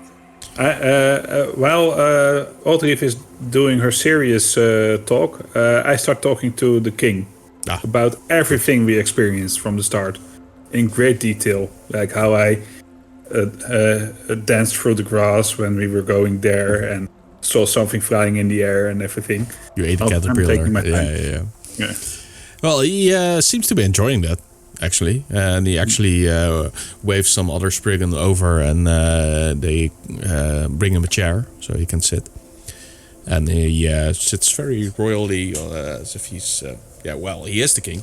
On his throne, and then as if he's being entertained by the court jester or something like that. Yeah. And he actually really, smiles and laughs at your story, and when he laughs, some other people laugh as well, even though they can't understand the word you're saying. Urda's not in the room. Urda is standing behind her and looking fairly I'm annoyed. giving you the chance to do your dialogue, but the only thing I want to say is that Bowen is really out of his head joyful right now, in a very huggable, strange manner that you haven't seen yet, and is really free in his behavior and everything, and telling the story like it. Well, it's probably the first real story he's ever told, but he's taking his time. Yeah. Yeah. Yeah, well, more and more Spriggan gather around you, and they form this circle, and they sit down, and, well, you're in some sort of theater, so you have an audience, and... That's cool. Well, it gives me the possibility to react to Oddleaf, actually. So That's the idea. Yeah. So I say, what do you mean? He was himself. He's acting strange. He has a weird response to me. I walked back over to Solwing and Oddleaf at this this very moment, and I said, "Did I just walk all the way over here?" Yes, you did. Okay. You were acting really weird when I was talking to you. Well, up until a certain point, you were normal, and then it almost seems like you're under some sort of influence. It felt like I was under some sort of influence. I mean, I just couldn't stop walking towards Urda, and I look over to Urda. No, she's looking at you and Oddleaf. She's not listening really. No, I'm not listening to Bowen either. I trusted. I mean, I don't really care what he's telling the king anyway. He's probably a better storyteller than I am, or performance. I mean, so would you care to join me to see Urda, Thomas? Yes, I will, says Thomas. I will join you too. And he immediately stands to your side and waits for you to approach Urda. Okay, wow. Okay. That is weird. I really specifically formed it like a question. Yeah, it's not telling you to do anything. Oh, sorry. Okay. She's not telling you to do anything. Yeah. But Okay. then Thomas responds normally and he says, "Okay, let's approach all right. Urda." Okay. So we make our way to Urda. Yeah, well, then the king pipes up and says, "Hey, you go sit down. We're not done yet." I'm terribly sorry, good Sir King, and I make a very elaborate bow, but I need to speak to your mother. And he, Yes, listen It's to very- the story. he looks It's around very at his urgent. mother and she nods. And I point at Bowen, and then I say, I trust that the story that Bowen provides is magnificent enough to excuse us. And I make my way over to Urda. I just nod my head. No. You sit down. I don't like this. You listen to me. I'm the king. You go sit.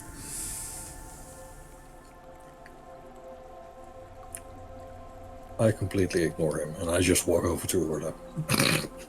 Urda jumps up and she was sitting and she slumbers over towards King Stammet, and then she whispers something in his ear. And you see him roll with his eyes and sigh.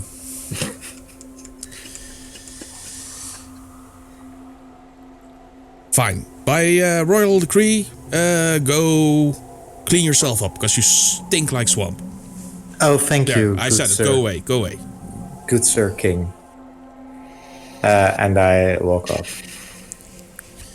And Urda shuffles after you. Okay. Okay. Then, is it just the three of us?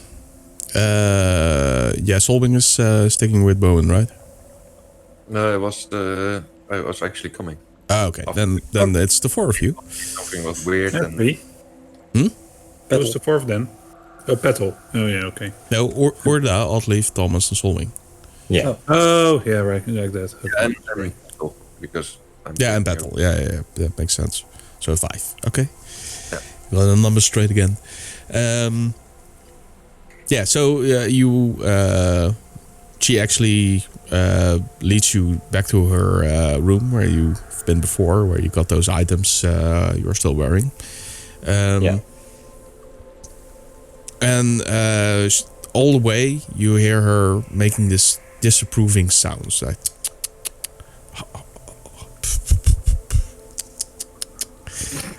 constantly, like this. Yeah, this disappointed grandmother that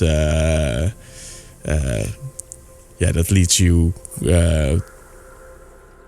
somewhere private so she can scold you. All right. Okay, let's do this. Yeah, so you reach her room, and as soon as she slaps the flaps, so to say, she closes the blinds, and she looks at you, Old Leaf, and she says, "You very stupid girl, Blue Leaf." I don't know what happened. I don't know what I did. Yes. But before we get into that, I think you need to look at Petal. Is there anything you can do for her? Solving. You show Petal to her. Priorities, man. Immediately offer Petal. Well, as soon as she sees Petal, she gasps, and she quickly takes her over from you, Solwing. She's bigger in her hands, but she walks to her to a table, and she gently puts her down on the table, and she disappears from the room, and you hear this rummaging again, the same thing as what happened when you were when she was getting you the items. It's just it sounds like she's throwing stuff all over the place and digging through, almost literally digging through all of her crap, because she has a lot. And probably in this room you heard this clanging of pots and pans, and this chests being opened and closed, and doors being opened and closed, and eventually she comes out with a small it looks like a chalice made from flower leaves, and she walks to Petal, and she dips her finger in or two of her fingers in the chalice, and when she pulls them out, there's this the thick syrupy liquid dripping down from her fingers, and she starts to gently apply that to Petal's wings, and that instantly seems to be working. The wings grow back. It happens in lines, and as more lines are woven inside the holes, those holes close, and then she says, Petal needs rest. Thank you for helping her. Now, no longer changing subject. You did stupid thing, Blue Leaf. I tried to heal him No, he didn't. But that's what I wanted to do. But the dark stuff that gives you power He fell is not for other people. No. He is just human, not like you. He can't. What do you mean? Well, you're not human. Yes, I am. No. You're not like him. No, I'm not like him. I agree, but I am human, right? No. I can say it again, but Come again? If I'm not human, then what am I? I don't know. Different. You might come from other place. I don't know. You do have wings, Solwing says. Yeah, I know, but So do you. You're not human either, so it makes sense. Yeah, it does make sense. It's okay if you're not human. I'm also not human. Yeah, but well, that I don't know how to respond to that. You don't have to. Anyway, is there anything we can do to help Thomas? Because I feel that whatever I did, it went wrong. Maybe. Is there But anything you can do? Blue Leaf, need to learn not to do stupid stuff with your stupid powers. At least powers are These stupid. dark powers, they are a gift, yes? Of sorts. Yes, the gift is yours. Not his. Yeah. Yes. Okay. I understand. And your power, bigger than gift. So I don't know why he gives it to you. But you are stronger than what he gives you.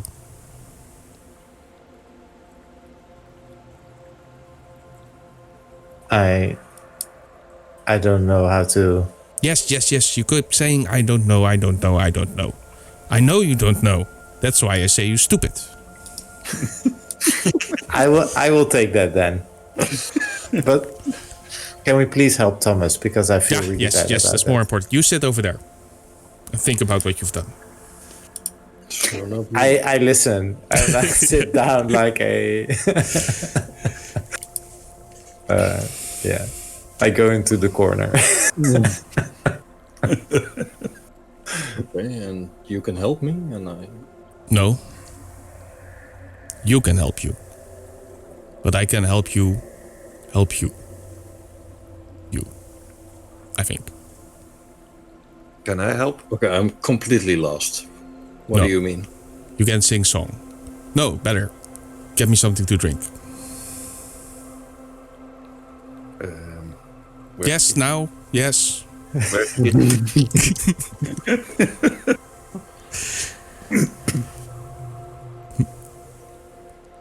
Yes?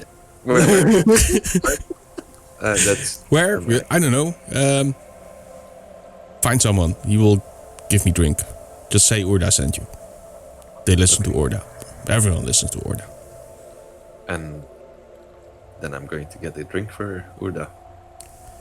He immediately froze on Discord, sure. but it's fine. Not frozen for me. Oh yeah, well, if he's frozen for me, he's frozen for everyone. Then It's the dungeon master. It's like what he deemed. It's his world. yeah, We're just living in it. I Thomas, declare you frozen. Yeah, I'm sorry. Thomas. Yes. I can help you, so you can help you, but might have side effects. Okay. So you can help me by helping myself, and it might have side effects. Yes. Does it cancel the hold that Oddleaf has on me right now? Yes. At least, maybe.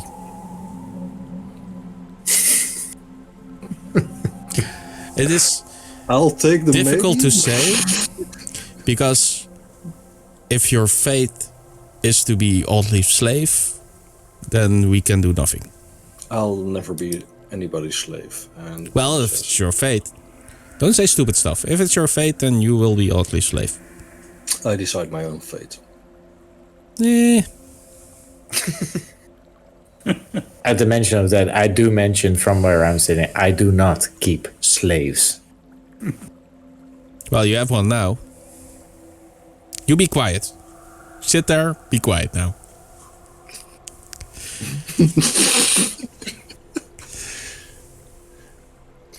Okay, let's just do this. And, Yes, you're not worried about side effects?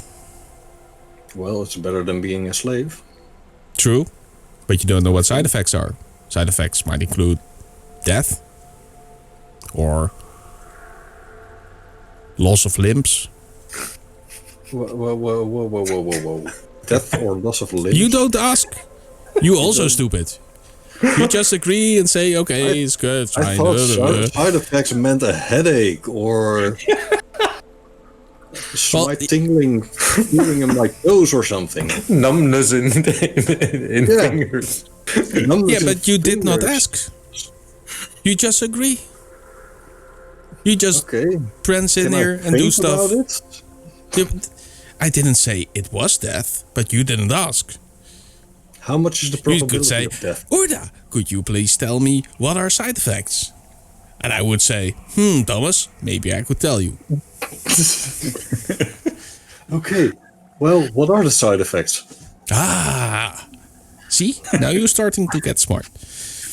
Ask questions, Thomas, always good. Well, visions. Okay, and not the same visions as I had with the witch or the hag? No, like possibilities or Possibilities? fate.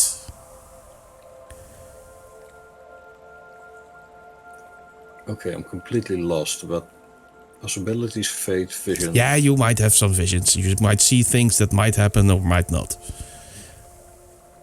That's the problem with visions, because if a vision is a vision of fate, then you know, oh, this is gonna happen, so that's easy.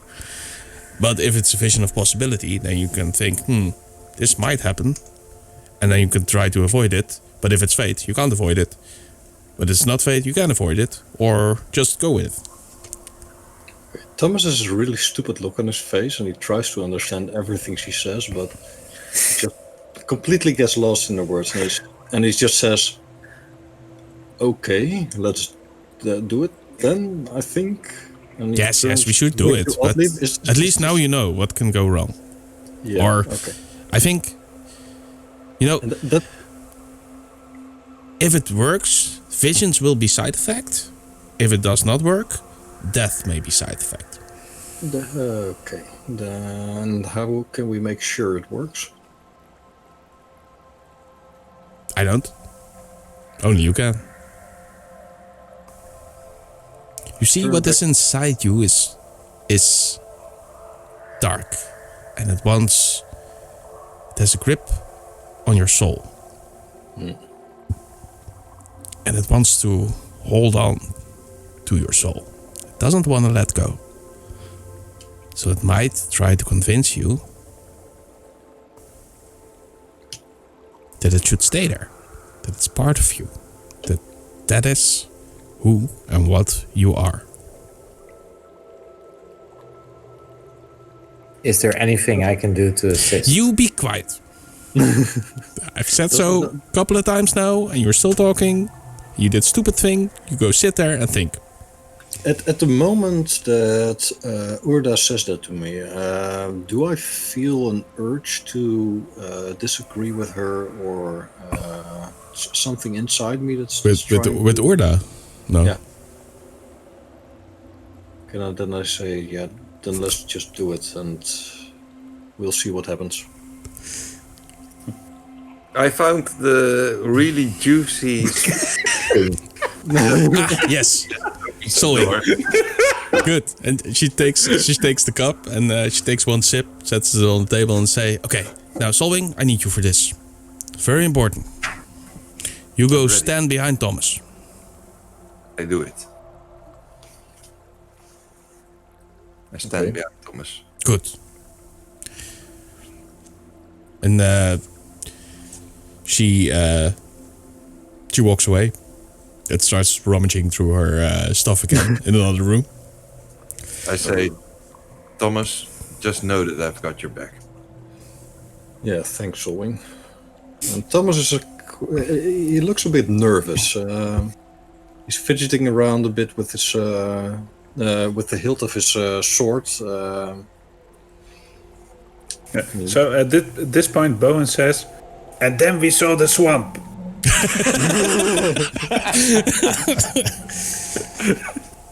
And you hear the crowd go, "Oh!" And some of them look at each other and say, I see this twisted version of C-3PO telling the Ewoks the entire story to Star Wars, but it's Bowen in front of these brigands. Well, Urda comes back and she's holding this hourglass in her hand. And she walks up to the table and she takes the cup that Solwing just brought, drinks it whole, and then uses the back of the cup to smash the hourglass in pieces, the shattering glass and letting the sand fall out. Okay. She grabs a handful of that sand and she walks towards you, Thomas, and she does and blows sand into your face. Well, everything for you just goes all colory and sparkly and you can't see anything for a moment. For Solwing, Thomas falls backwards and you catch him in your arms. Yeah. And Urda nods and says, "Now we wait. What? Wait, You can lay him down over there." I'm knocked out now, or? No, you're not knocked out, actually. You find yourself in this weird, colory mass of flowing energy and stars and complete and utter blackness beyond. And around you, you see 8 Thomases. Thomases? Thomasie. Yeah. Thomasie. Multiple Thomases. And they at first they moved in the same way that you do, but then they start to move differently, independently from you. Well, let's turn your attention towards roll 20 for a second. Awesome. Oh man. What? Oh. Thomas's ordeal. Indeed. Indeed. Okay. And as they start moving independently from you, they each of them brandish their weapon, pulling out their rapier and taking somewhat of an aggressive stance. Towards each other or towards Towards you, the one in the middle. Crap, I take out my rapier and my shield and brace for impact. Okay, so let's see. Well, the first one, the red one, the one at the top, he starts moving towards you. And he says, "You only care for yourself." And then he attacks you. Okay, I say, that's not true. This should not be there. Wait, let me... Oop. Okay. I scream, that's not true. And defend myself against Let's myself. roll initiative. Ah, crap. Yeah, crap. You really mimicked me, right? That's Yeah. an initiative of 10 in total. 10. Yeah. So then you go first. Okay. As he lunges at me, I try to avoid his blow and I stab right back at him. Oh, wow. I know my own armor class, so that's... It's not the same as your own armor class. Oh, okay. That's an 21 versus armor class. Yeah, that is a hit though. Yeah, so... Okay. And I deal 6 plus 5, so that's 11 piercing damage. Okay, and then the image of you just shifts back and to where he was before and disappears. or disappears. He takes. Wait a second. Stuff's going wrong. There you go. He becomes an exact mirror image of you again. He starts to mimic your movements. Okay. But then the second one lunges at you. The one in pink. And wait. Well, while he shifts back, you hear a voice in your head that says, "But now you would give everything to help those around you." And as the second one approaches, it says, "You've always lied and cheated your way through life." And then he comes at you. So let's make another initiative roll. Thomas was the liar all along. That's an initiative of 8. Then this one goes to me, and he attacks. And hits an armor class of 16. That's a hit. How much damage did you do again? 1d8 plus 5. Wow, okay, then he does 6 damage. Okay, I can take it. Okay. That's your turn. I use my bonus action to heal myself. So that's 8 plus 3, that's 11 hit points. Nice. And then I defend myself as... did he step backwards? No. No. Yeah, well... It doesn't matter. There's no real distance here, so just attack. It's fine. Okay. I'll attack him. Then. That's 11 versus armor class. That's a miss. That's a miss. Okay. Then I attack again. And that's a miss. Unless armor class 9 is a hit. No, then I attack again. Oh, that's 18 versus armor class. That's it. Oh, throwing dice. Oh, that's 8 plus 5, that's 13 piercing damage. 13. Okay, and then he shifts in his stance and starts to mimic you again. Mm-hmm. And as he disappears, you hear the words, "But now you've become someone that can be trusted." And then the next one pipes up and starts attacking you. And he says, "You could never resist your primal instincts." And initiative, please. That's 9. So that's mine. And then attack roll is an armor class of 17. Yeah, that's a hit. Okay, then take plus My 5. evil forms are better than me in combat. It's 8 damage. Okay, wow. Yeah, that's a direct hit. And I strike right back at the shadow image for 21 versus armor class. That's a hit. And that's 10 piercing damage. 10 piercing damage. But now you are no longer controlled by your emotions. Okay, feel a calm wash over me. But then the next one attacks. So initiative. Damn it. That's a 10 again. Then you win. But this one says, "Your misplaced anger killed your own brother." Okay, at that I falter and...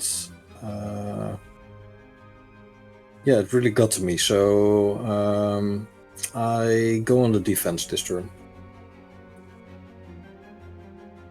Okay, so that's a disadvantage for me. Yeah. That's armor class 10. That's a miss. Next turn.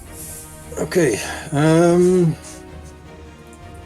Yeah, I do have this pained feeling which turns to anger, and anger turns to suffering. No, I compose myself again and I attack the mirror image. Ooh, that's a 21 versus armor class. That's it. 22 versus armor class. And that's 9 piercing damage. Okay, then disappears. Or disappears. It assumes becomes a mirror image again. And says, but now you are gentle. You care for people and help all you can. And then the next one attacks and says, you never think before you act. I attack the thing. Initiative is 8. Okay. Yeah, my initiative is 8 also, so... That's a tie. The extras. Roll again. Okay, that's 19. Okay, 12. So you win. Okay, without thinking, I attack the thing. That's 14 versus armor class. That's a miss. Well, I didn't think this through, so... Yeah. And I use my action surge to attack again. Oh, okay, cool. Without thinking. So, okay. That's my turn. That was a 13 versus armor class, so... Okay, then it's my turn. That is a critical failure. Okay, I actually think about my turn this time, and it's a 16 versus armor class. That's it. And that's 10 piercing damage. Then he stiffens and assumes your stance and becoming a perfect image of you. As the next one attacks, as it disappears, it says, but now you've gone more focused and filled with purpose. And as the other one comes closer, it says, you ran away from everything. And initiative. Okay. Oh, this is me first. Yeah. It's 20 for me, so... Yeah, I rolled a net 20, so... Oh, wow. Okay. So I tried to run away from it, but it's too fast. That's an armor class of 15. That's a miss. Okay. I stand my ground, and I do a pathetic attempt of trying to hit the creature, and I miss with a 12. And then it attacks you again. With another natural one. Come on, man. Yeah.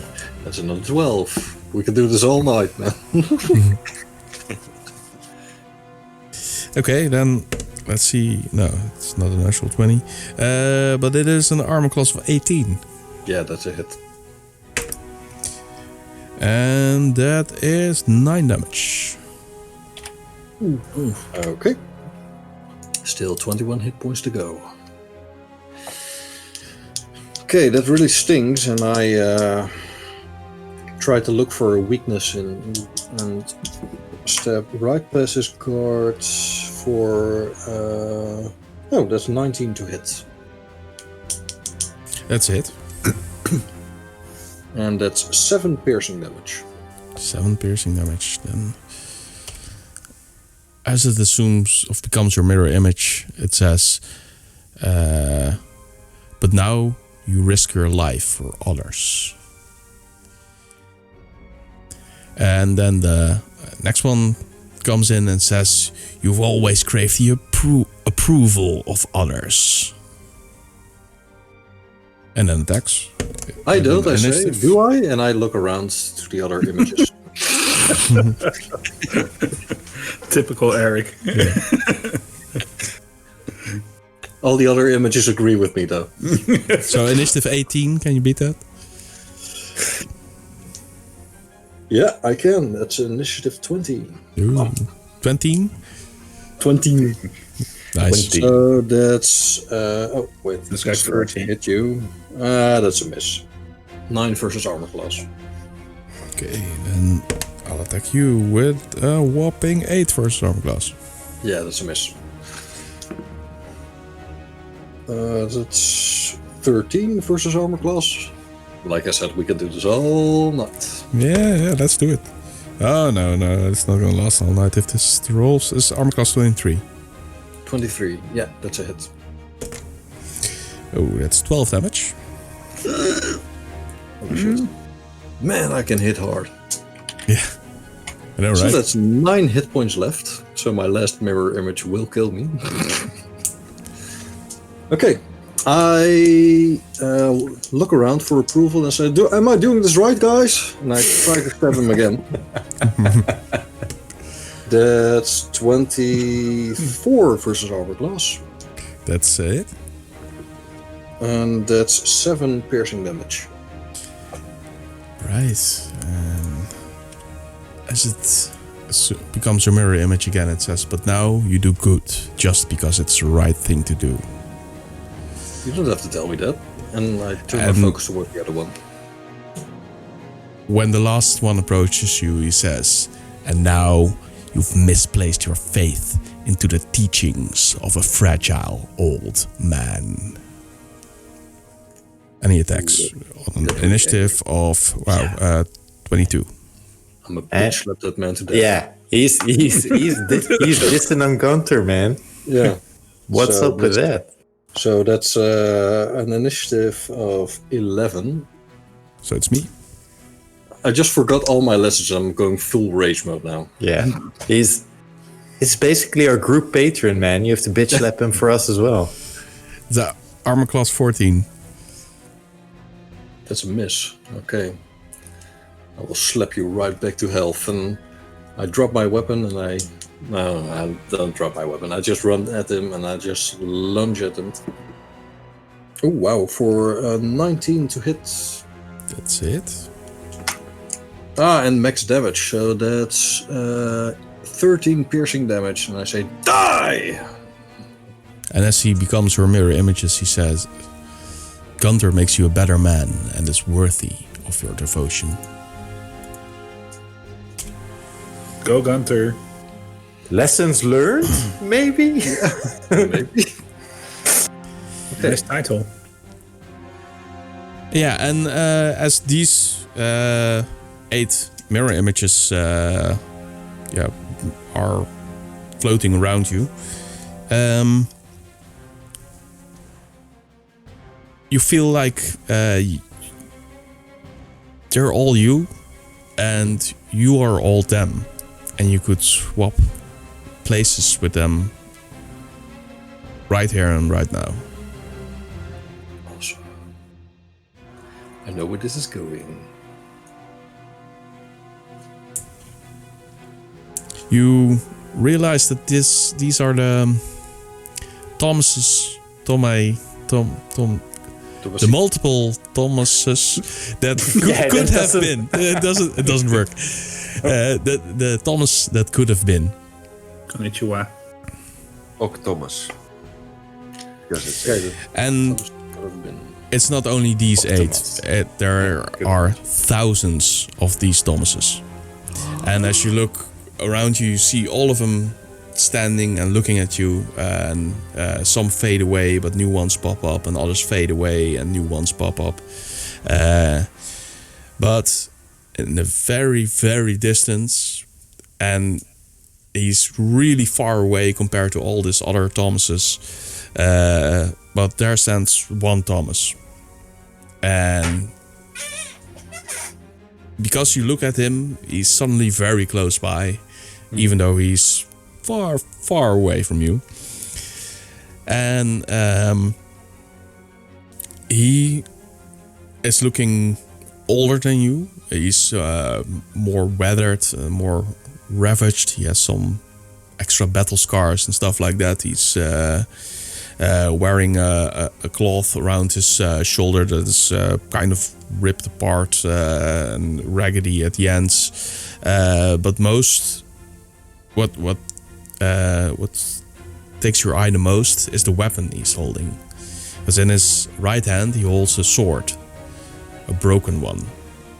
Like it's only a handle and a crossblade and just like a piece of a blade which is edged at broken and but he's holding it slightly to his side and he's standing proudly and he just nods at you. And then these 8 Thomases that you've just defeated, they slap into you and then you awaken on Urda's floor. Okay. Wow. Well, that was an experience. Am I still alive? And I look around at you. Urda slaps you in your face. You tell me. Thomas, dance. Well, can I use my powers? Yes. Can I evade her slap? Well, no, not really. You can let an echo take the slap for you. Okay.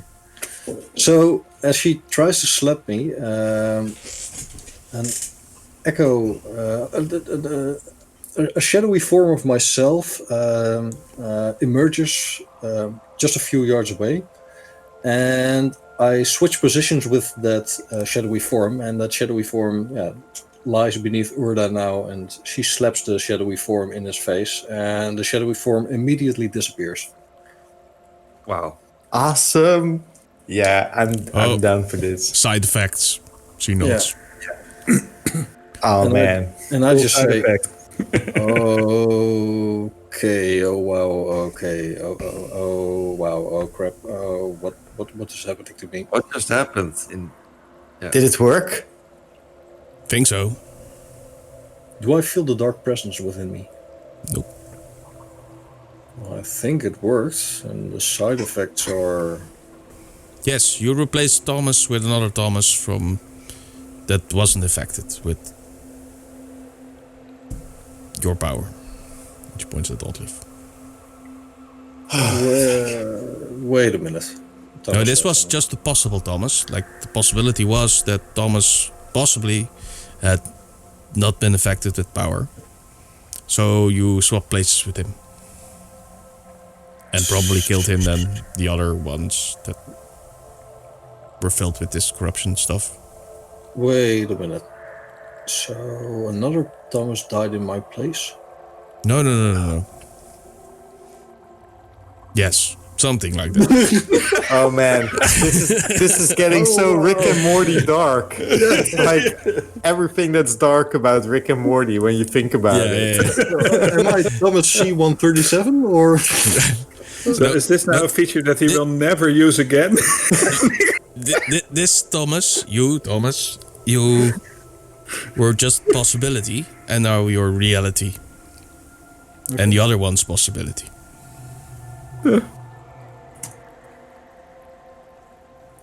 Okay, Thomas says. I really need to soak this in. I'll give you 2 weeks to do that. 2 weeks?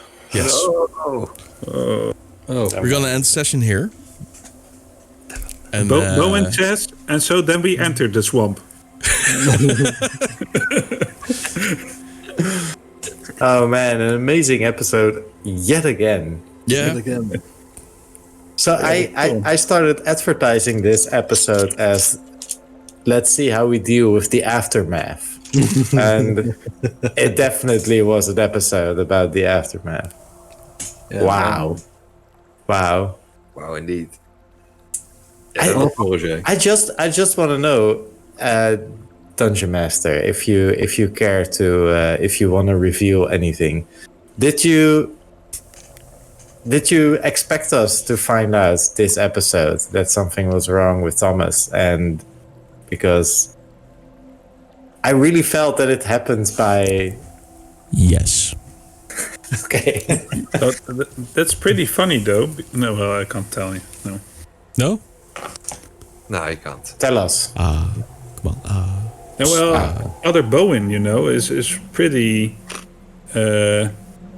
reacts pretty okay when he gets a command. But it nearly never happens. No, I was actually paying attention this whole session and waiting for all the... I might have missed one or two, maybe, but I was waiting for you to say something commanding, like, hey, Thomas, go over there, or something, and then you would do that without thinking. And even when you asked him, what about your vision, and blah, blah, blah, I was waiting for you to say, tell me. And then he would have had to tell you. I know, but I as Oddleaf, I feel like I have some understanding of these powers, and I specifically didn't want to tell him to tell me about the nightmare. I don't know if I was completely vigilant of you, whatever you said, or but you might have missed something. I don't think you did. No, well, that's the problem with live streaming and YouTube. People can check it, and if this had been a regular session, it would have just said, I got you with every word. I have a better plan. If people want to go back to our episodes and check something, then I need the hive mind of our viewers to give me every time code of every time I say Eldritch Blast. And Jasper says bonfire, or Jasper is slashing someone up, or Thomas rolling a critical failure, or like those sorts of things. I want the Eldritch Blast supercut. That would be so I want awesome. an Eldritch Blast supercut as well. With your 6,000 different ways of describing how you Eldritch Blast. Yeah. That would be awesome. That would be a two-hour movie. Yeah. Yeah, so cool. But I was paying attention this episode, and Oddleaf didn't command me during this complete episode until we were on the road, and that's so awesome, man. I did not expect this at all. So I knew that the healing might have had the side effect of her gaining access to you, but I did not expect. And now, I mean, it's a shame that I can't use it anymore. Oddleaf would never use it. Michel would. Dance, Papa, dance! Yeah, dance for me. Oh, that's actually a good idea from Asner N. He says download the auto closed captions and find time codes from that. If you say Eldritch Blast, it might come out differently than Eldritch Blast, but you just have to find all the different ways. It's our accents, right? We're all Dutchies. What accents? What accents, man? What accents? Anyway, it was fun again, guys. It was fun. Love the episode. It was a great episode. That's why I mean, man, we're just you're knocking them out of the park, Roger. So thank you very much. Yeah, thanks. It's so awesome. I didn't. To be honest, I don't have the same vibes with this session as I did last two, but they can't all be winners, right? I mean, but this was perfect. This was everything it's that okay. needed to be.